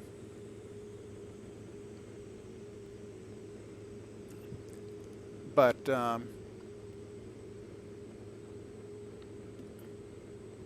yeah, so I'm flying these passengers from Richmond to Fayetteville, and once I get them to Fayetteville and land, then I would get paid roughly about $900 per passenger for flying them there. So with the flights that I have made in the past, then I have earned, well, if you look over here, I've got $10,000 in cash and $183,000 worth of flights, worth of money banked up by doing all these flights here. And I'm not sure you can see my cursor move, but anyway, just to make a long story short, this kind of adds a gamification element to it. I flew from Chesapeake to Richmond on my own because I wanted, well, it was only like 70 miles and I needed to get the aircraft there. Cost me $400 to fly there, but I was able to pick up $8,000 worth of passengers if I moved in, if I fly them from Richmond to Fayetteville. So it does impose some limitations, so that's cool. But my goal is to get up to about to earn $1 million and buy a Pilatus. You can buy aircraft, but in order to buy aircraft, let's see, by model. I know I want a Pilatus, so I got to do a lot more flying before I can buy it. Let's see, P, yeah, and PIL. Okay, this is the aircraft that I want. So if I search, and these are the ones that people have for sale.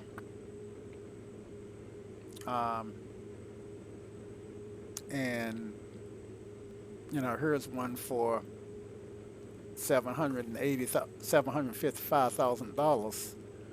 But the problem with that is the location. It's over in Australia.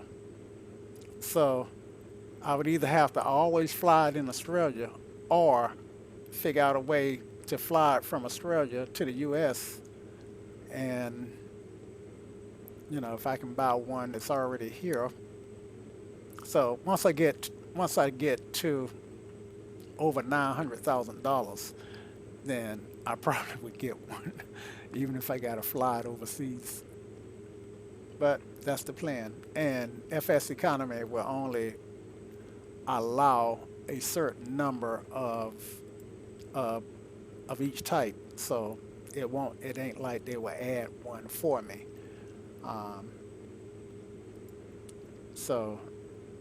But anyway, it makes the flight sim a lot more, just give me more reason to fly.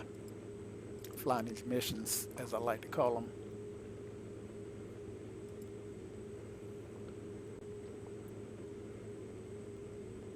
Yeah, it would be a long trip. I was watching a video this morning where a guy was flying in real life. A guy was flying a one. I think it was a 182 from somewhere. See, he was flying it to Poland from somewhere in the United States. I think it was Utah or somewhere, and uh, he has, well, there is a business model where people do nothing but ferry aircraft from place to place, and yeah, yeah, took a while, and the aircraft was such in bad shape that the pilots who originally started the trip walked off the job, and the owner had to go get had to go get the aircraft and continue the the trip. But it's funny because when the pilots stopped and said, "Hey, this aircraft is dangerous," he was fussing with them. I'm approaching RDU, so I should be making my turn to Fayetteville any second now, which means I can start descending. He was fussing at them, saying, "Well, I'm not going to pay for an engine overhaul." But when he had to fly it himself, then he bought a refurbished engine to put in it.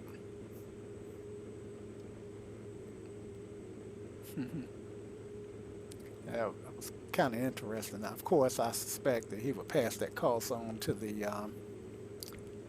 owner because you know they contracted him to move the aircraft from the location they bought it from to some other location.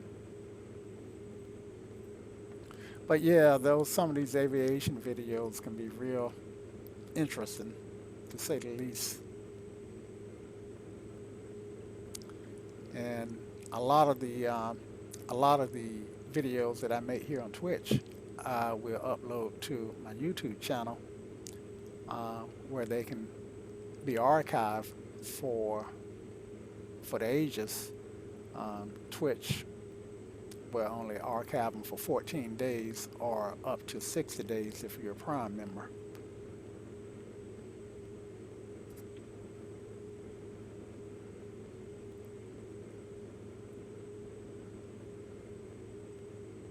Okay, so I'm hoping I can punch down through the clouds with find a break in the clouds.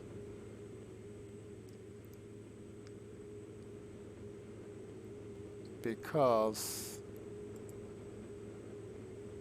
I only got 46 miles to get down to Fayetteville is 189 feet above sea level. So I am going to pull my power back and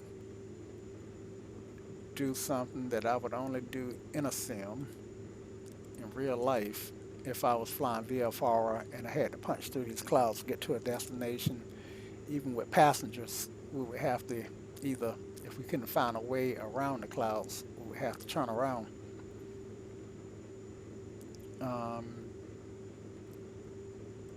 I did not turn my yaw damper on. All right, so let me pull up my descent checklist. X camera. I'm looking for X checklist. There it is. Descent. Okay, just power check. And cabin pressure. Adjust that for my descent. I am I want 3,500.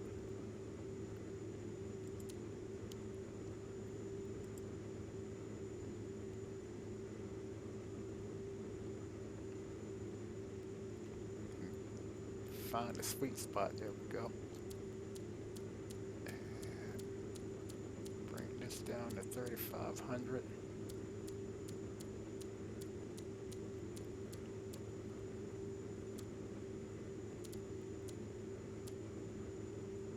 And I want to descend. Let's see, I got 30, 40 miles roughly. So I think 1,200 feet a minute would be good. Okay, my speed should inch up. Cabin stuff is on. Let's see, let's turn these guys on. No smoking, and seatbelt sign needs to go on. Let's check the fuel quantity. Fuel quantity is okay. We will arrive with plenty of fuel to spare. I'm not transitioning from Class A airspace. De-icing. Let's see, my outside air temperature is -7 degrees, and I got to pop through some clouds, so I am going to turn on some de-icing. So initial sets can come on. Move this visor out the way. Okay, prop de-icing can go on. And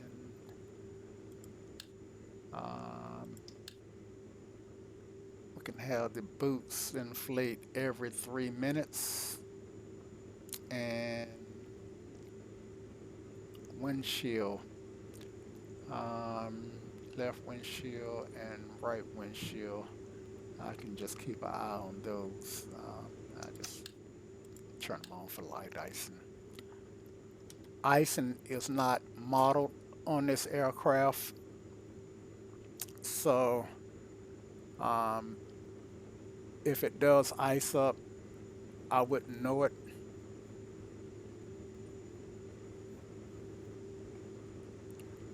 De-icing, initial setup, instruments. Let's check those. They're looking okay. Some of the aircraft, like the TMB, you can look out at the wing and you can see the ice building up on it. That's one of the things that Flight Simulator is doing. It's going to show icing. So if it ices up, if the aircraft ice up, then you'll be able to see the ice forming on the windshield and on the wings, or if you look outside, with the outside view, you can see it forming on the fuselage and surfaces. So I am looking forward to that.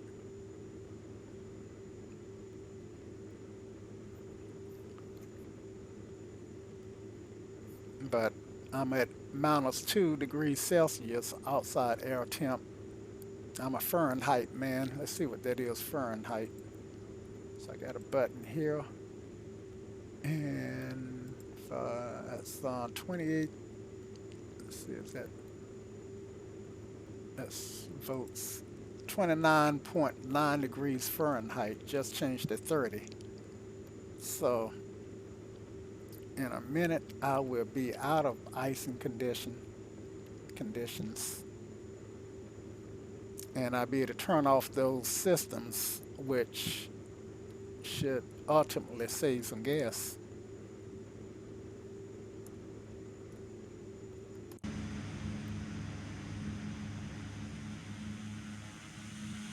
Now it looks like doesn't look like I'm in the clouds yet. Clouds may be lower than I thought. I've got the ADAS for RDU in the box. Let's listen and see what the bases are.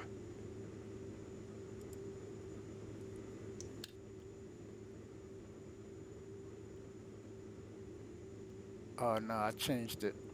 I turned, let's see, the ADAS for Fayetteville. So planes that people have paid for X-plane FSS, they will work. No, no. Um, the planes that you buy for X-plane will not work with Microsoft Flight Sim. Um, they are two separate platforms. In fact, a lot of people who have bought thousands, I mean literally thousands of dollars worth of add-ons and planes and scenery for prepared 3D will not switch to X-Plane because they got so much invested in that platform. Um, and I have been, I am not going to not buy aircraft, but I tend not to buy scenery. Um, because I my get I feel like I never know where I want to be flying. If I buy scenery, I might would buy scenery. Well, I did buy scenery for Raleigh Durham because that's where I live. That I knew I was going to be flying out of that airport. Um, but the scenery that I bought was ultimately incorporated in a later release of X-Plane. So if I had waited, I could have got it without having to pay for it. But the guys who developed the scenery need to get paid, so I kind of look at it that way and try to be okay with it that way. Okay, I'm 15 miles from Fayetteville. I'm descending through 4,500 for 3,500. At 1,200, looks like I'm under the basis now. I'm outside of icing, so let me turn my icing off. I'm gonna leave my inertia steps on, and I am gonna turn my landing lights on because I will be landing in a few minutes. Um, and let's see if I got a pre-landing checklist. I do have an approach checklist. Okay, passenger no smoking is on. Initial setup is on. Uh, Premature for landing gear. So when I slow down to 164, I can drop flaps to 15 degrees. And my yaw damper can come off. Final approach speed is between 100 and 120 knots. Touchdown speed is between 80 and 100 knots. Okay, that's good to know. All right, so that's my landing brief. I thought I was under the clouds, and I am going to, let's see, how far am I out? I'm 9 miles out, so I'm gonna go ahead and no, I don't want to hand fly, but I do want to come down a little bit more. Um, so I'm gonna do a 500 foot a minute descent, 700 a minute descent. Try to get up under these clouds. I see the airport. I see something. Is it the airport? I'm not sure what that is.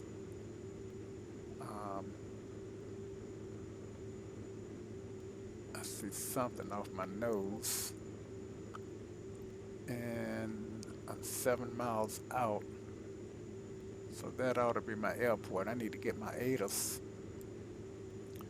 Need to get my ADAS for this COM2. I got COM2 on. ADAS is for Fayetteville. It's 121.25. So I need to just flip it in. Fayetteville RGNL Granis FLD Information Charlie. 2100 Zulu weather. Wind calm. Wind calm. Visibility more than 10. Sky conditions 2600 scattered. temperature 15, dew point 11. Altimeter 3010. Arriving 3010. runways 0410. Departing runways 0410. Advise on initial contact, you have Charlie. So I'm 3 miles out. I'm not gonna make any radio calls, and I'm too late, and this doesn't look like visibility 10 miles. Fayetteville RGNL Granis FLD information. Runway 2100 Zulu weather. 04 and Wind 10. calm, visibility more than 10. Sky conditions 2600 scattered, temperature 15, dew point 11. Altimeter 3010. Arriving runways 0410. Departing runways 0410.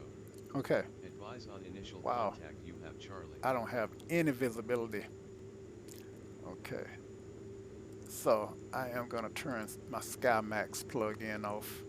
I think that's what's clouding. Yeah, that's much Fayetteville better. RGNL Granis FLD information. Okay, my airplane. 2200 Zulu weather. Wind 090 at 7. Visibility more than 10. Sky conditions 21,000 scattered. So I just overflew 25,000 the broken. field. Temperature 14. Dew point -22. Altimeter 3019. This is what's Arriving called letting the runways aircraft get 0410. ahead of you. Departing Um, runways 0410. It's important Advise on initial contact. to stay ahead of the aircraft, and I didn't that time.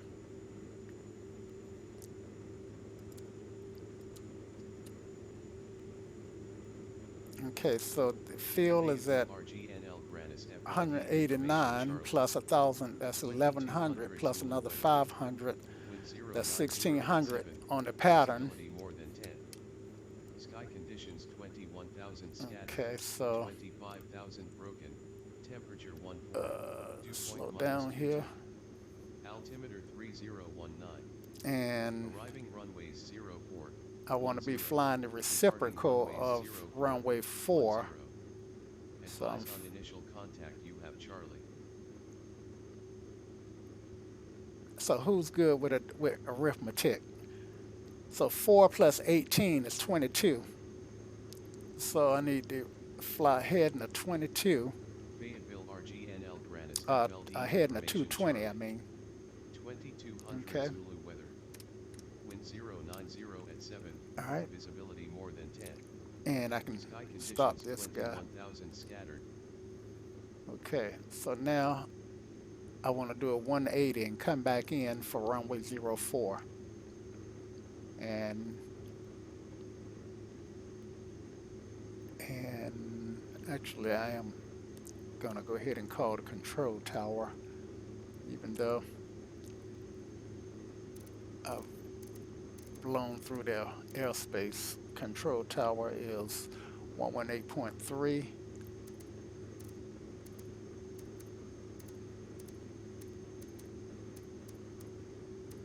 Come on, 0.3 and 118.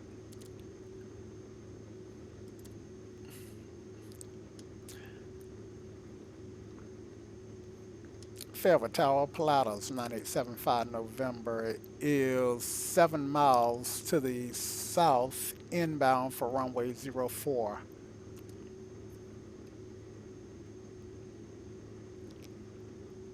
Okay, 7 miles is pretty good because that would give me a good long funnel to line up.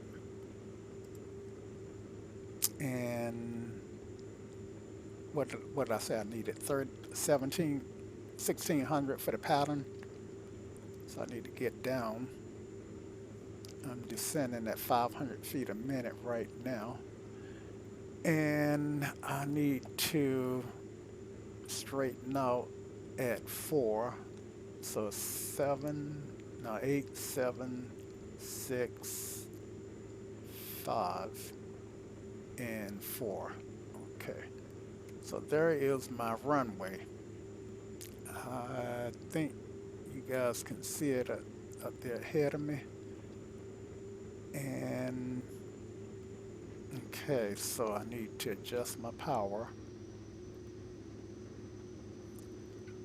and gear is 178. So I'm in gear range, so I can go ahead and drop that. That would create some drag, so it'll slow me down, so I can drop my flaps. And nice.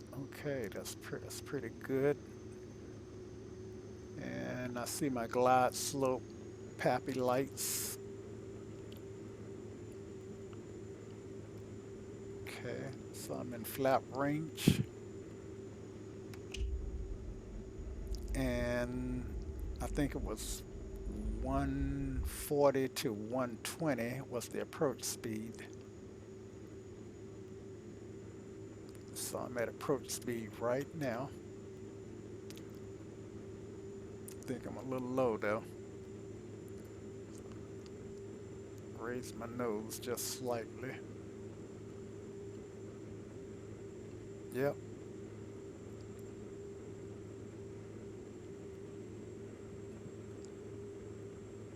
I want 2 red and 2 white. Like right now, look like I got 3 red. Okay, now it just changed to 2, so that puts me on my glide slope. So now I want my vertical speed to show me roughly about a 3-degree descent. And now I'm too high. I'm hand flying it in.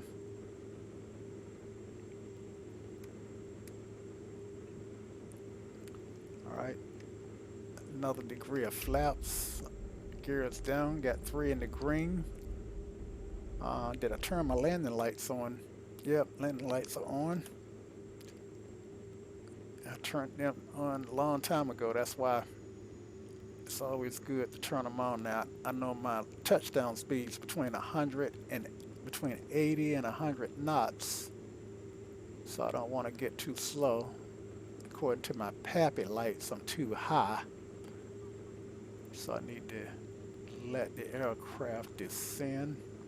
All right, I'm gonna go flaps 4, bleed off some speed and some altitude. That will allow me to push my nose down. Okay, I got 3 white, 1 red. All right, I'm on the slope.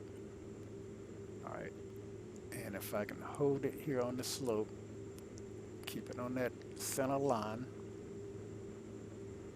and don't get too slow. Okay, I'm at 100 knots, good speed. All right, hold it on that center line, let her come down. Transition my eyes to the end of the runway, hold that center line, and just bring that power back and just let her descend. Acceptable landing. I was trying to get an excellent landing. Acceptable is not even a good landing. Okay, I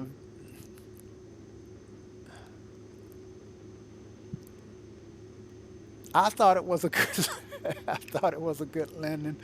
Okay, so I want to get to where I'm going. See, I need to, if I can get off on Delta. Well, this is Charlie.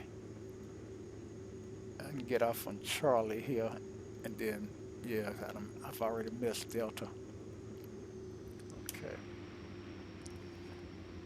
All right. So, yeah, I thought it was a good landing. So you did too, huh? All right. And something I always forget to do is clean the aircraft up after I land. Okay, so landing is done. All right, clean it up. And flaps up. Initial setup stays on, landing lights come off, taxi lights go on, strobes, I never turn the strobes on, but I don't want them on the taxi way because they could blind other pilots who are taxiing. And let's see, And then there was something else that I was supposed to do with the aircraft. What was it? Um, I have to come up with some mnemonic for this aircraft so that I can. In when I was in flight school, they had a mnemonic for everything, um, like cigar for that Cessna. And in fact, when I'm flying the Cessna, I still use cigar, which is what you do for your run up. Cigar stands for controls, instruments, gas, attitude, and run up. And if you go through all that, you usually will hit everything that you need. And and then when I'm shutting the the 172 down or the 152, I use slim, which stands for um, switches. Turn off all your switches, slim, then lean it out. That stops the engine, and and then ignition. Turn off the ignition, and then master. Turn off the master. Yeah, the master switch. You don't turn off. Um, Maybe it's the max. I forget, but that's what I use. Okay, so we're gonna pull up here and park in this parking space right here in front of me, right here on this T. And I tell you, nailing that thing without being able to see is hard to do. Let's see how I did. Oh, why am I smoking?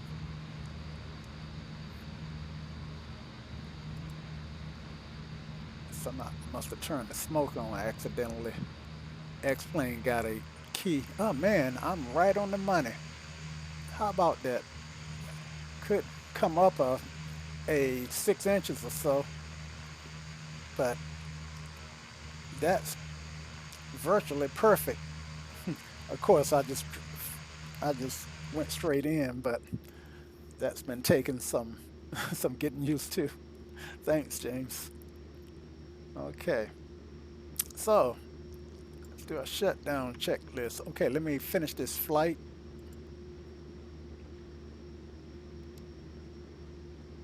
And so I'm clicking on finish here.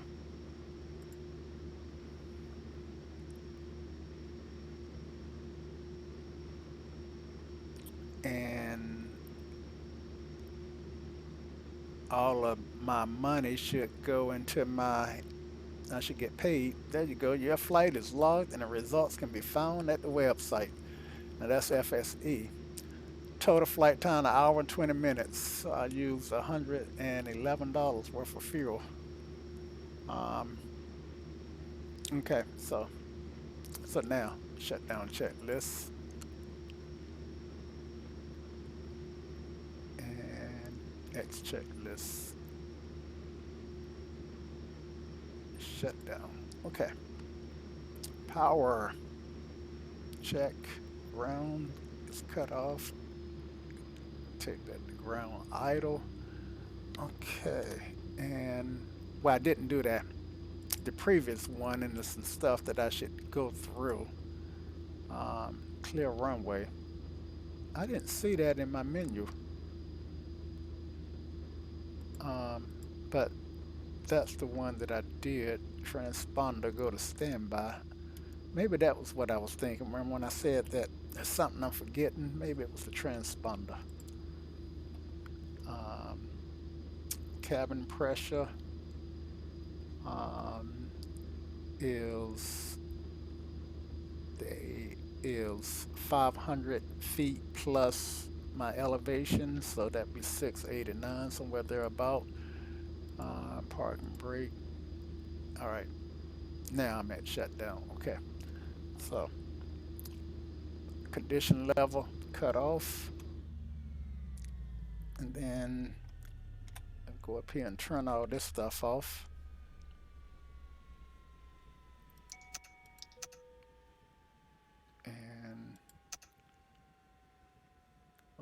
Okay, cooling and heating switches overhead, they're off already. Standby bus can go off. Oxygen here can go off. And ECS switch, which is this guy, can go off. Our radios can go off. And systems. See how it was the off button on this thing. There it is. Okay. And I know those need to go down. Okay. Oh, they have another page. It's the first time I'm going through the shutdown. And a lot of this stuff I've already been through.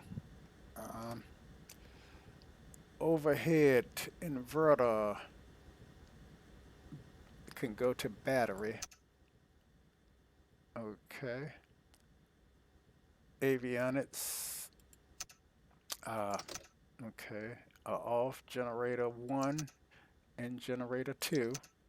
Standby goes off. Battery 2 and battery 1. EPS switch, I've already turned that off. Okay, passenger door open, cargo door, and all doors after unload closed. Okay, and now it's time for coffee. All right, so that flight is done. And I guess I can tie the aircraft down. And it's sitting at Fayetteville. I can rent this Pilatus for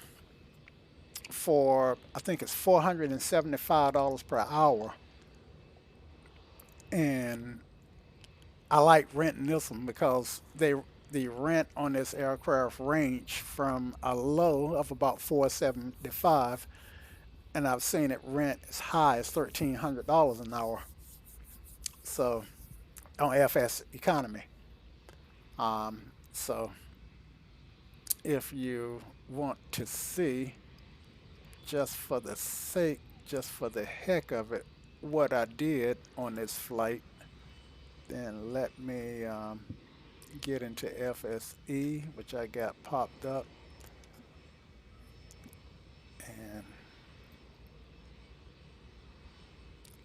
And now let's make it so I can interact with it. Okay, so let's go to log. And let's click on logs here.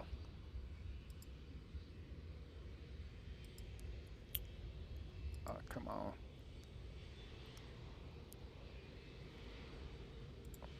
What happened?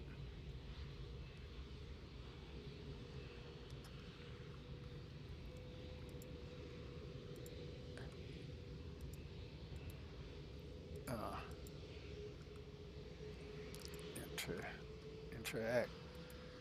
FSE. It's not interacting. Let's try this one more time. Interact.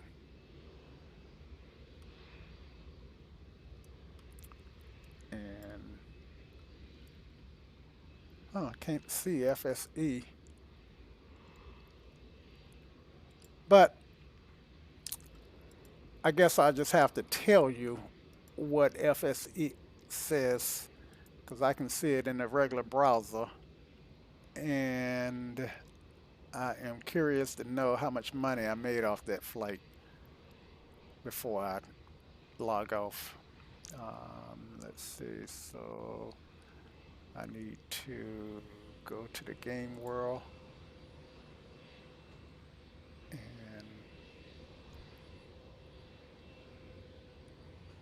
it could be that FSE servers may have crashed because it's not coming up. But I should be walking away with about $6,000 after all my expenses. Server not found. Server.f. Yeah, something's wrong with their website. So, anyway, thanks, James, for keeping me company and flying along with me. And anybody else who's out there who's ridden along with me, Noah Viking, GA Pilot, and I also had Vertical Sim Studios stop by. So thanks to all you guys for keeping me company. I enjoyed having you, and until next time. And James, if you ever decide to start streaming, then I definitely will follow you. Okay, check you guys later.